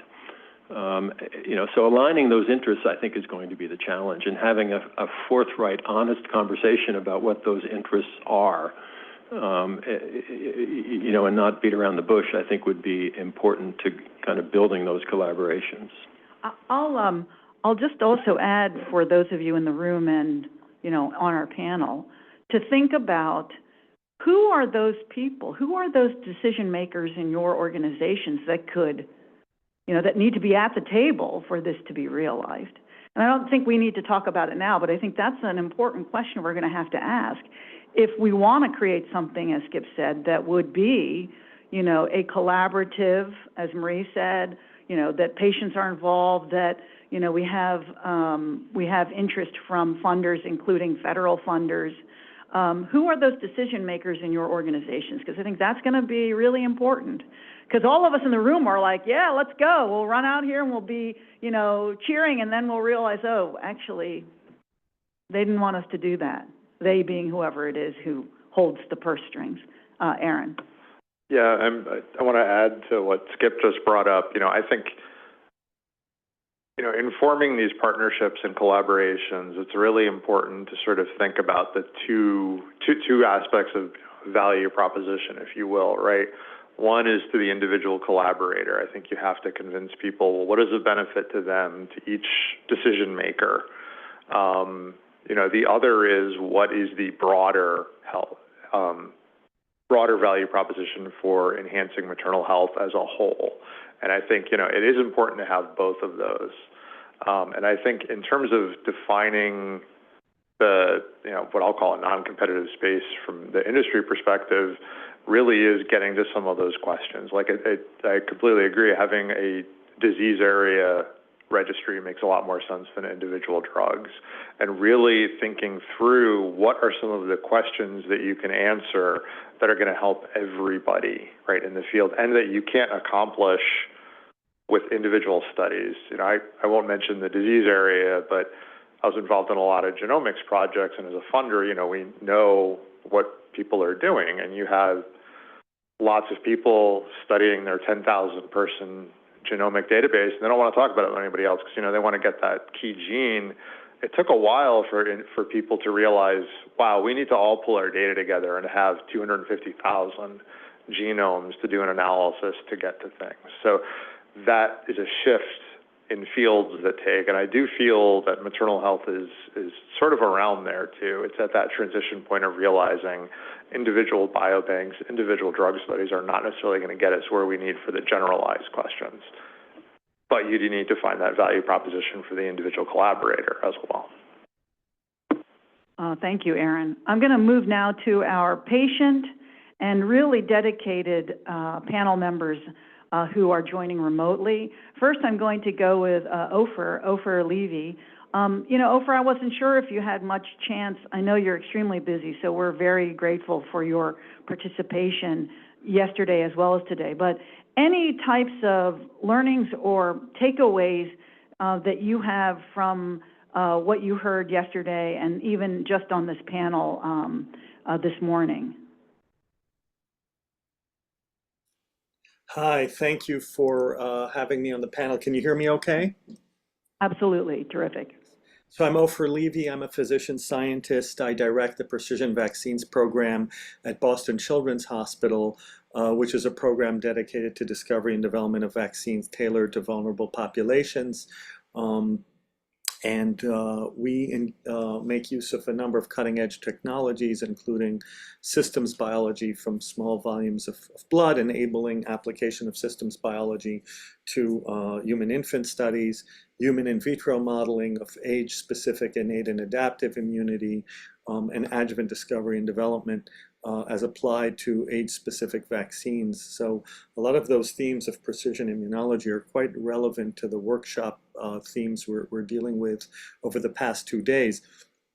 I'd like to salute FDA for convening this. It's obviously the right time. We have a growing realization that the human immune system is complex and divergent and has a big impact on health and disease. That's number one. Number two, there's a growing range of medications that can modulate the immune system. Number three, there's a growing realization that these different medications vary in their impact towards the fetus and impact towards the infant, and a growing realization that the growing diversity of vaccines can be differentially affected with respect to infant immune responses. And our vaccine platforms keep evolving, right? We have live attenuated subunit. mRNA vaccines are expanding in use and are used in children and are marching down in age. And yes, for COVID, but for other indications are under evaluation as well. In some ways, this is a golden era when we couple all of that with the new technologies of being able to model age-specific or population-specific immunity outside the body, and we couple that with a growing pipeline of innovation and immunomodulators and vaccines. So that's a lot to consider. We have the tools. We need the willpower and the vision to collaborate. In my opinion, FDA should be expecting more from sponsors in terms of the endpoints that are collected from the various studies, and particularly in vulnerable populations such as pregnant women and their infants. We can apply cutting-edge technologies that give us a more broad view of the impact on the immune system and on immune trajectories after birth. Our work supported by NIH, for example, through the Immune Development in Early Life, or IDEAL project. I'm a PI on a U19 in that area, looking at immune development in infant cohorts around the world. Those technologies could be applied to study the impact of in utero exposure in infants in different settings, and impact on immune trajectories and health and disease. But we're going to need excellent clinical, immunologic, and systems biology data in vitro and in vivo to really dissect the relevant mechanisms here. And the clinical data capture, of course, is going to be absolutely critical, because at the end of the day, all of this needs to be related to human health and disease. That's why we're doing it. So there's a need, in my opinion, for some pooling of data, some centralization here, for repositories of information for these rare events, so that patterns can be picked up. And one could imagine programs where FDA, NIH, academic centers, and others collaborate to generate interoperable, fair data sets that would allow secondary and tertiary analyses and gathering the power needed to get smarter in this area, and that will benefit both pregnant women and their children. Thank you so much, Ofer. So I have a quick question and follow-up for you as well. So, I mean, I'm struck actually by the consistency of the takeaway from our patient representative, from our industry colleagues, from our fellow regulator, fellow federal agencies, and for you as an academician, clearly, at the apex of your profession, what would it take for you to be a part of such a collaboration? What do you think it would take the participation of the academics in your field to collaborate in a space like this? We're talking about data sharing. We're talking about, rolling your sleeves up and figuring out how to do that. Right. So let me take NIH as an example. I, of course, don't speak for them. These are just my personal opinions. But my opinion is that certain NIH programs, I'm just taking as an example, there are other examples, but just as an example that I'm familiar with, the Human Immunology Project Consortium, HIPC, HIPC, that's a NIAID, National Institute of Allergy and Infectious Diseases program that studies human health and immunity responses to vaccines or infections in diverse cohorts using systems biology. Those U19 awards to investigators require a data management and analysis core, require quality control, quality assurance of de-identified data, require that all the data be publicly deposited, all the de-identified quality assured data, clinical, immunologic, systems biology, all of it be deposited at the time of publication. This is resulting in publicly available data sets that then we can do secondary and tertiary analyses. I participated last year in a HIPC project that yielded 2 Nature Immunology publications, where we integrated across different human adult cohorts, looking at transcriptional signatures of immunization and defining biomarkers of vaccine immunogenicity in adults, for example. And that was, averaging across 15 to 25 different studies, each of which had deposited its own RNA-seq data. So these are just examples, but it's a lot around requiring rigorous data quality control and assurance and deposition of de-identified data. I think that's a piece of the puzzle. So if there were some funding opportunities that stipulated that this is a priority area and that investigators working in this area would be expected to deposit high quality de-identified data towards central repositories that are available to all investigators, I think that would be a move in the right direction on the research end, on the preclinical and non-clinical. And then in terms of FDA, what do we require of sponsors when they present information. It's safety first, and then some, mechanism of action, efficacy. But around the mechanism, could we, within FDA, be asking for more in the year 2024, with all the tools we now have available, and with FDA Modernization Act 2.0? I mentioned this yesterday. That act signed on the 29th of December 2022 provides for use of human in vitro models, artificial intelligence, machine learning for advancing drugs and vaccines. Given all these developments and new regulatory frameworks, do we want to be still approving drugs and vaccines based on very narrow preclinical and non-clinical data, or do we want to ask for more? Do we want to have FDA ask for a deeper dive, or at least that biosamples from the primary clinical studies are processed in a way that is amenable to the downstream systems biology, and to make those samples available so that we learn as much as possible from the clinical studies when they succeed and when they fail. We need to understand why something ran into a problem, either a toxicity or lack of efficacy. We could be learning more from those studies by applying the in vitro systems on biosamples collected from the study participants using systems biology. Again, people sometimes tell me, well, that stuff's kind of expensive. It's not expensive when you compare it to the cost of having a high failure rate and having to do more and more and more studies in complex populations all across the globe with many different immunomodulators. So those are my thoughts. That's a lot. And those are a lot of, thank you so much, for really important, I think, observations. And Skip has a comment, please. Yeah, I guess I would just draw a distinction, and I don't have a solution to the second one, between transparency of data from an industry perspective and then sharing of samples.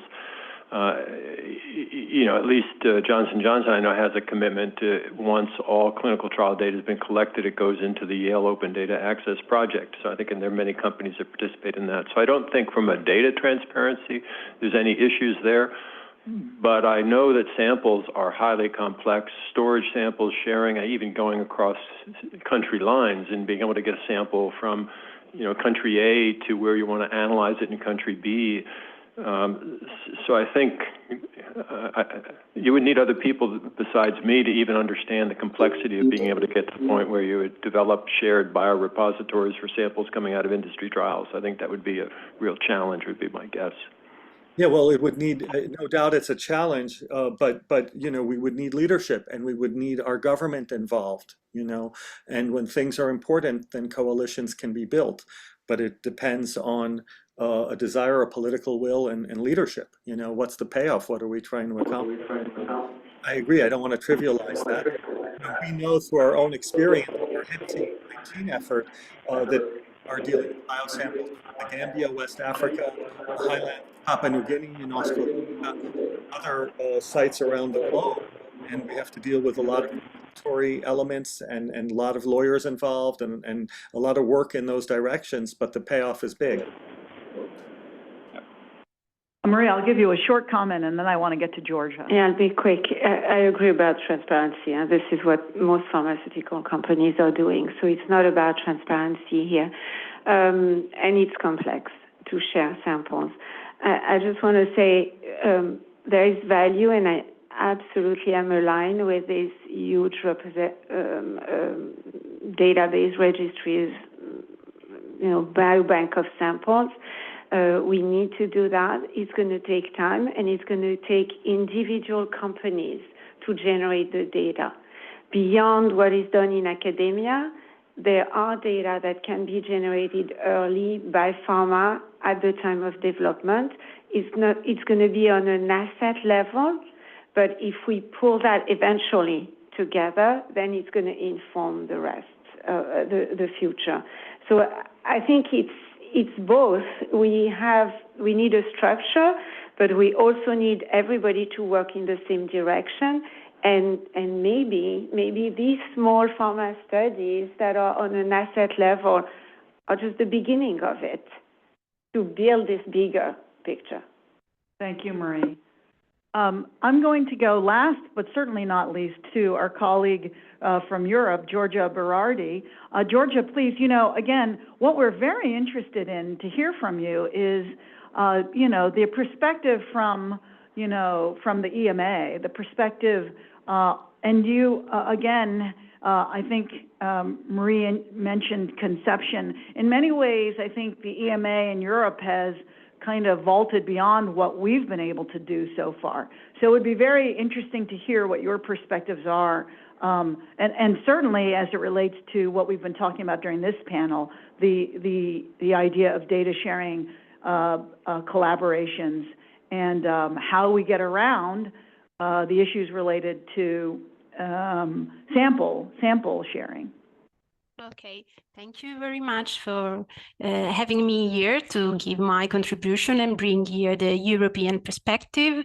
What I can say that in Europe, there is a strong commitment on harmonization from the inside to the outside. We are working a lot to harmonize all different member states in Europe. I don't know how familiar you are with European legislation, but I can tell you that it has been almost 30 years that we have just one marketing authorization procedure, the centralized procedure to bring drug on market, and this procedure is mandatory for the authorization of biologic drug, oncologic drug, and also, for example, rare disease drug. But it's less than 2 years that we have a common platform and a unique procedure for evaluation of clinical trials. So it's way more recent, but this is a sign of the commitment to harmonization from the inside of Europe, so that all states can participate at the same time in a trial.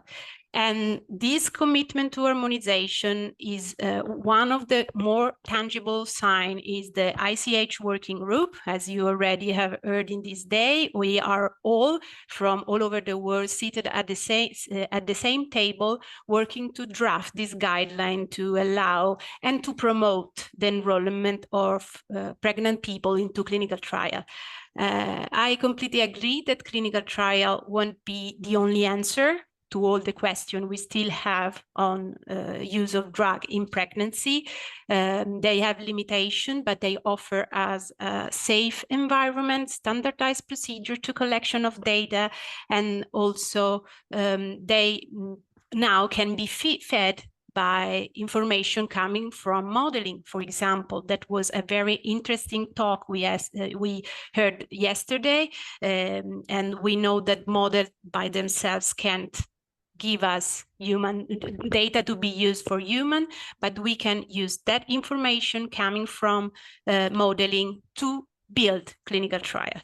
So despite the limitation, I think that that clinical trial will be a start point to collect information, but that can be the only thing we can do. As we already say, collaboration and integration from preclinical, pre-approval data and post-approval data are necessary. Registry, as you told, as everyone during this meeting have talked about, are really important. And regarding the sharing, so we are committed to change things from European perspective on alignment, on inclusion of pregnant women in clinical trial.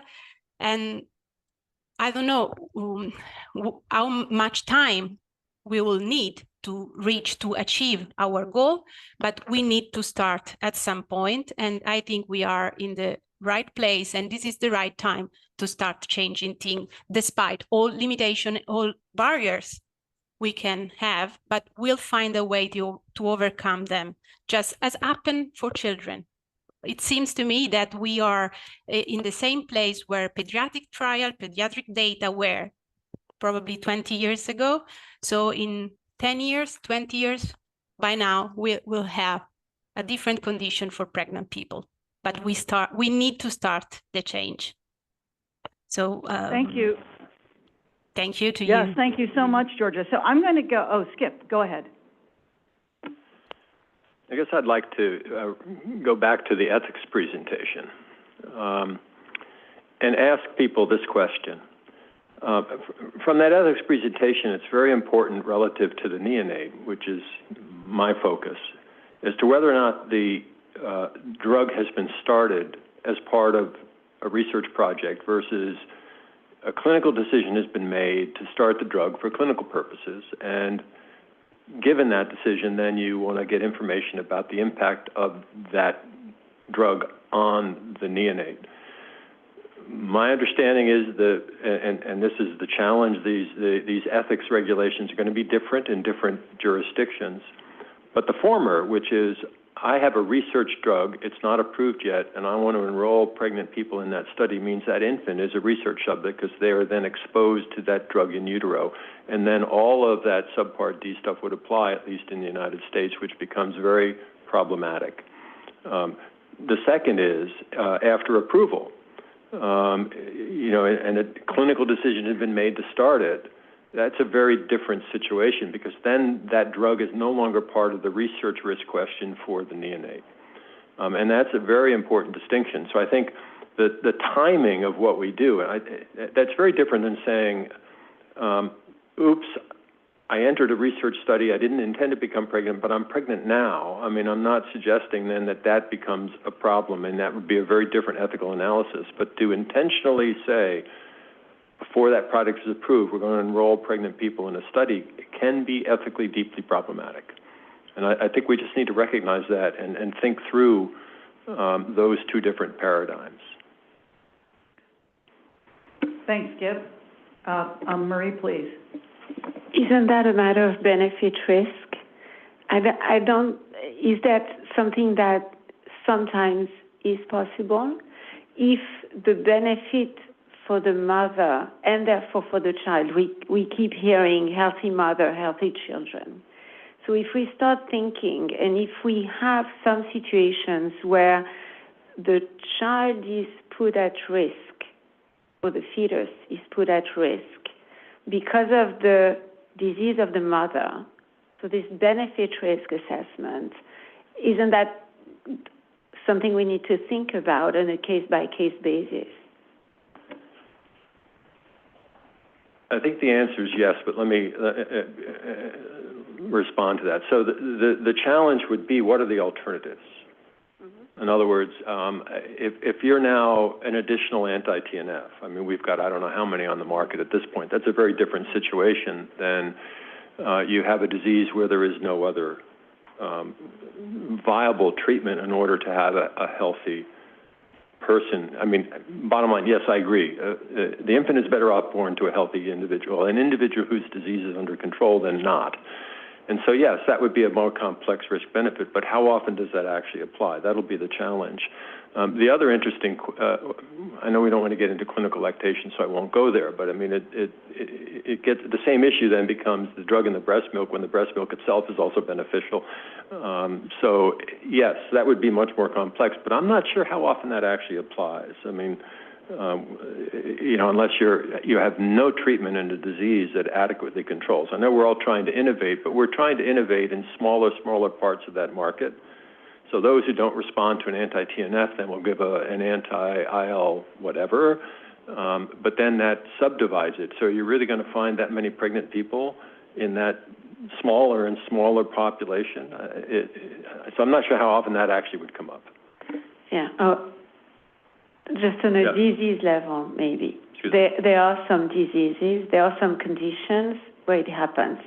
So I wouldn't start with it's an anti-TNF, and but more in what are the unmet needs? What are these groups, these diseases where there's no solutions or very little solutions? And yes, it happens, and I think you're studying one of them. Or two of them, thank you. Right, but so it happens. But the infant there is benefiting from that administration. That's a very different thing, as opposed to. I mean, anyway, we can get into the weeds. Yeah, we can get into. But this is the point is you have to look at it case by case. Yes. Am I saying that it would never be possible? No, I would never say never, because that usually means there's always an exception somewhere that someone's going to find. Yeah, and I don't think that there's any question, at least from the conversations and the presentation that Melanie gave, that we do have to consider that before, we enroll a pregnant individual into a clinical trial. But I think to Marie's point, there has to be the basis, which is that we expect prospect of direct benefit for that individual pregnant patient before they're enrolled, which is an important requirement. But before we run out of time, based on everything that we've heard, and we're going to go backward this way, we're going to start with Georgia this time. My question to each of you is, having heard what you've learned, what you've taken away, and what you think is important, what's the first priority for you? What do you think is the most important thing we ought to be, FDA or industry or academia should be focusing on as a result of this? And I'm going back to the title, the reason we're here is to evaluate immunosuppressive effects of drugs, of intraocular exposure to drugs and biological products. So what's the first priority you think that the group ought to consider? And Georgia, I'll start with you. Yeah, I'll say again that we need to collect the human data. So from a regulatory perspective, what we should do is change the framework, the regulatory framework.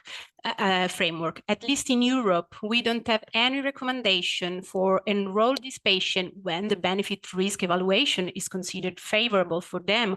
And if they are willing to join the trial, we have no recommendation, no regulatory framework to allow them to come in the trial. So probably from our perspective, the first thing we need to do is change this kind of framework and allow them, or at least find a way to allow those people who want to come into the trial, and not just in post-marketing studies where all the initiative is on the investigator and on the outside regulator. So we as regulator need to change things and to change the framework. That's what we think we should do. Thank you, Georgia. Skip. I would try to figure out how the various stakeholders with the different interests can get together and to collaborate in the development. And I think there's a large need in the post-marketing space. I'm not saying there's no need in the pre-market space, but there's a large need in the post-marketing space to figure out what's going on, because I think the only way to do that is to collaborate on putting the data together, whether it's in disease-based registries, whether it's in repositories or something, figure out what that looks like, and figure out, at least from an industry perspective, how participating in those collaboratives, which are important for the health and well-being of the infant and the and the individuals who are parenting that infant and bearing that infant, but still how that then fits with whatever requirements might be put into place around generating data for the purpose of understanding the impact on that neonate. I think that would be important. It's only going to be together that we can solve that. Individual companies aren't going to be able to do it. And I'm not sure what that's going to look like, but I think that's where the work needs to start. Thank you, Skip. Marie. So I would say that we need to keep in mind the timing and how long it takes us to do that.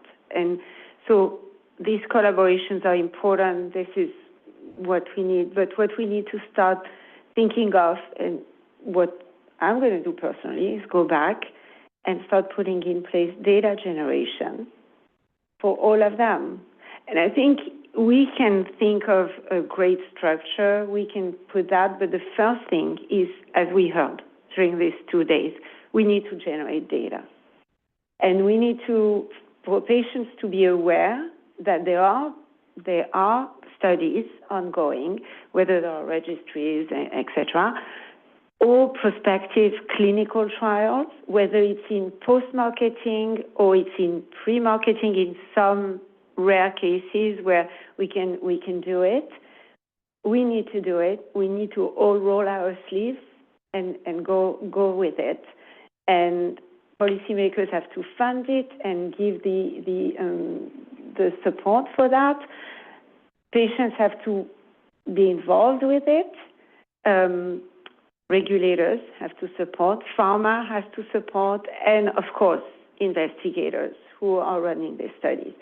So as we are building this system and this collaboration, this group, we need to start it now because this is a timing issue. Because today, women have data on drugs that have been on the market for 10 to 15 years. We need to go faster. In general, in all diseases, I'm not talking about specific groups where the data are generated faster, but in general, this is what happens. We just need to go faster. We need urgently to generate this data. Individually, put them together, have whatever it takes to make this collaboration. Thank you, Marie. Aaron. Yeah, I would say one of the main priorities for any follow-up activity needs to focus on diverse inclusion and diverse data usage. And I bring that up for a couple of reasons. One, if you look at the maternal morbidity and mortality crisis in this country is driven primarily by African and Native deaths and illness in women. So we're actually talking about the intersection of two multiple historical underrepresented groups, one category being pregnant women, another being individuals from certain ethnic, racial groups.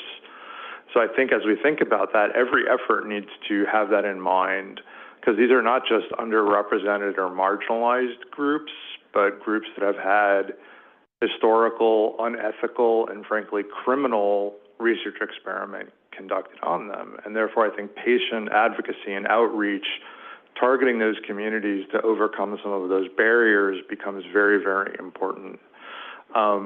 And that even gets to, I think, to add some layers to the data. I'm going to say data use, not just sharing. There are now multiple efforts, and many countries that have their own privatized health systems, maintain that their data has to be within their country.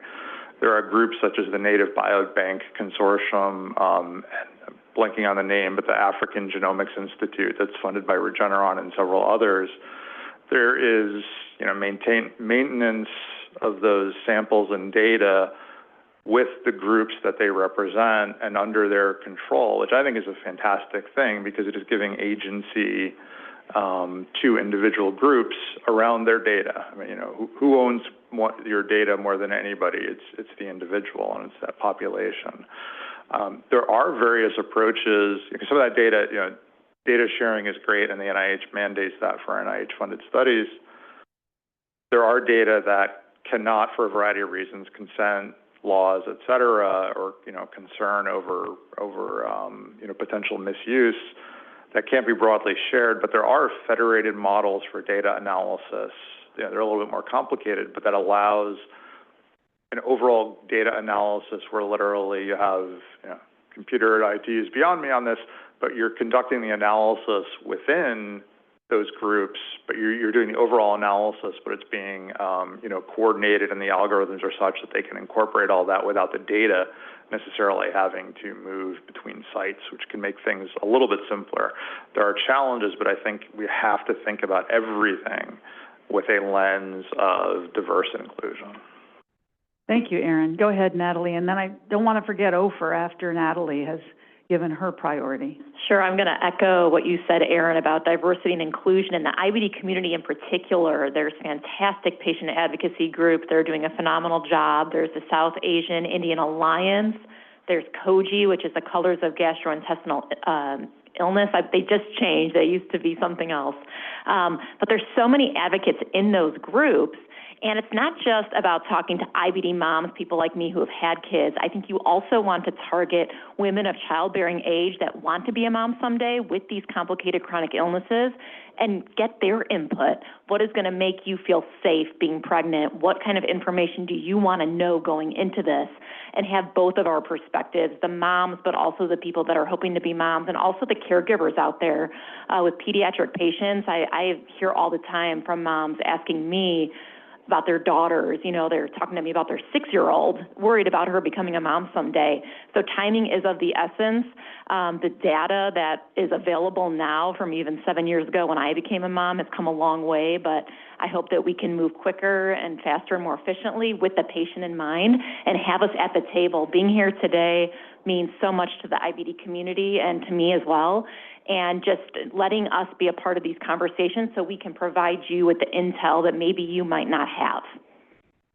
Terrific. Thank you, Natalie. And I don't know if Ofer is on the line still, but we would love to hear what your,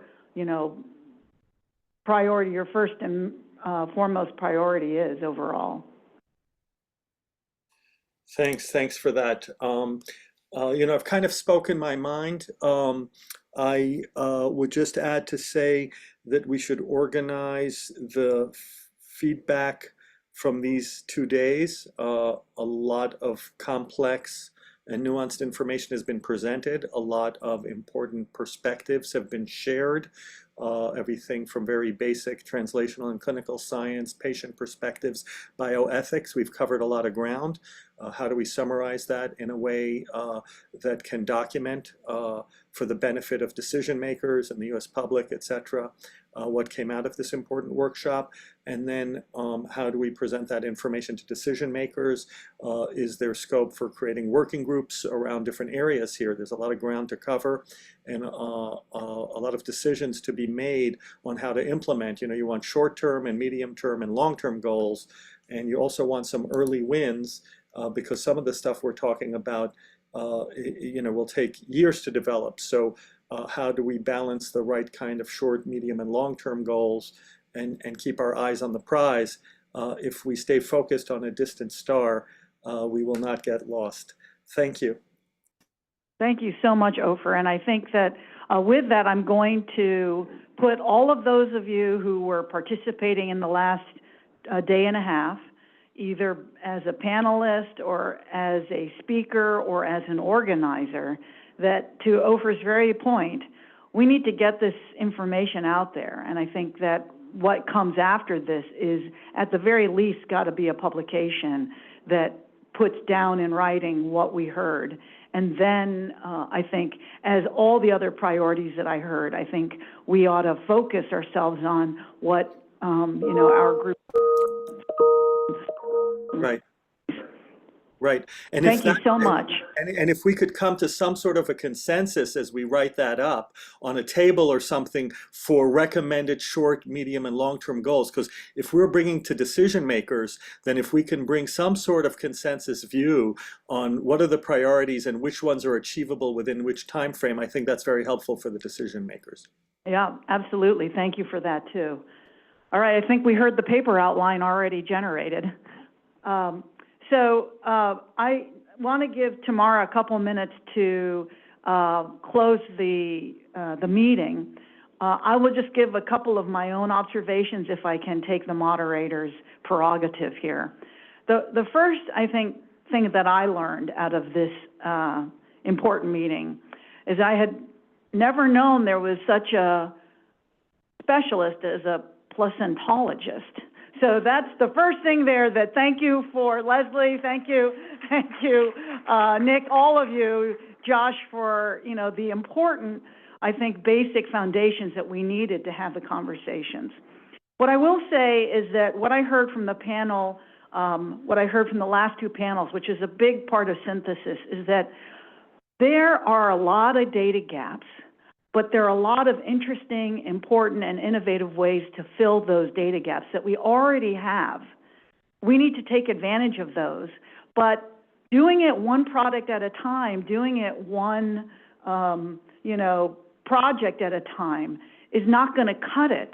And so we have to, in addition to starting to collect the data and using those innovative approaches that we've heard about to synthesize and to understand better the physiology of that connection, that all-important connection between a pregnant individual and their developing fetus, and in addition, their growing neonate and child, that we have to pull together all of the methodologies, the technologies, and the data that are being generated every day. But at the end of the day, if we don't get ourselves together to share that information in a way that can be used to support everybody, we're going to fall short. I mean, it just sounds like there's no way to do it otherwise.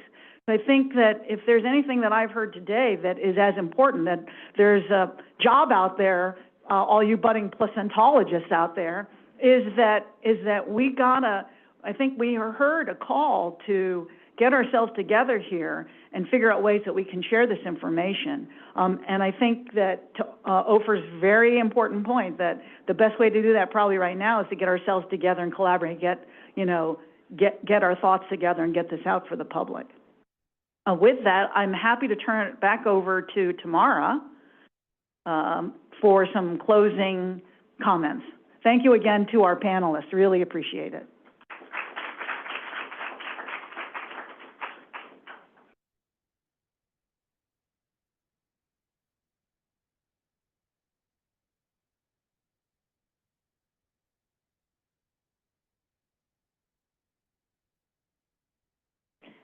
All right, thanks again, Lynn. Thanks again for our distinguished panelists. Very robust discussions today, and I've learned a lot, and you could see that as far as what we laid out for objectives of this workshop, I think we've mainly attained that. We've talked about the available data. We've talked about the potential clinical impacts on the infant exposed in utero to drug and biological products with immunosuppressive effects. We've identified a number of knowledge gaps, trying to find more ways to collect the data on clinical outcomes in infants, as well as the impact of maternal, needing to understand the impact of maternal comorbidities, combination therapies on the drug exposure for the mother. And further information in regarding physiological transporters. What can we further learn so that we can better utilize PK and PBPK modeling? Today we talked more about study design, innovative and practical approaches. We talked about what's needed for data collection, what's important for the clinician, but also had some considerations of an innovative approach, which had us look at, well, what can we learn from the placenta itself? What is available already in the maternal blood? And I can say definitely we had this open dialogue amongst regulators, academia, and industry, and patient organizations. As was reiterated time and time again in our last panel, collaboration is the key to move this area forward. Public-private partnerships, especially between academia, regulatory, patient communities, and clinicians, are important so that everyone's interests are kept in mind. We need a way to reach patients who are willing to be involved in this research, and then at the other end, to disseminate the information to the patients and the provider for decision-making. But we all need to keep in mind that we need a commitment to evolve this science and a commitment to fund the necessary research to address the knowledge gap. So in closing, I would like to thank our speakers, our panelists, moderators, and as well the planning committee for their expertise and efforts in putting together this workshop. We've had, again, an informative, very successful workshop, in my opinion. Want to just remind our audience members that the slides and workshop recordings will be available online within 3 weeks of the close of the workshop, and they'll be available on the CERSI website. Otherwise, I thank everyone for attending, and I hope you enjoy the rest of your day.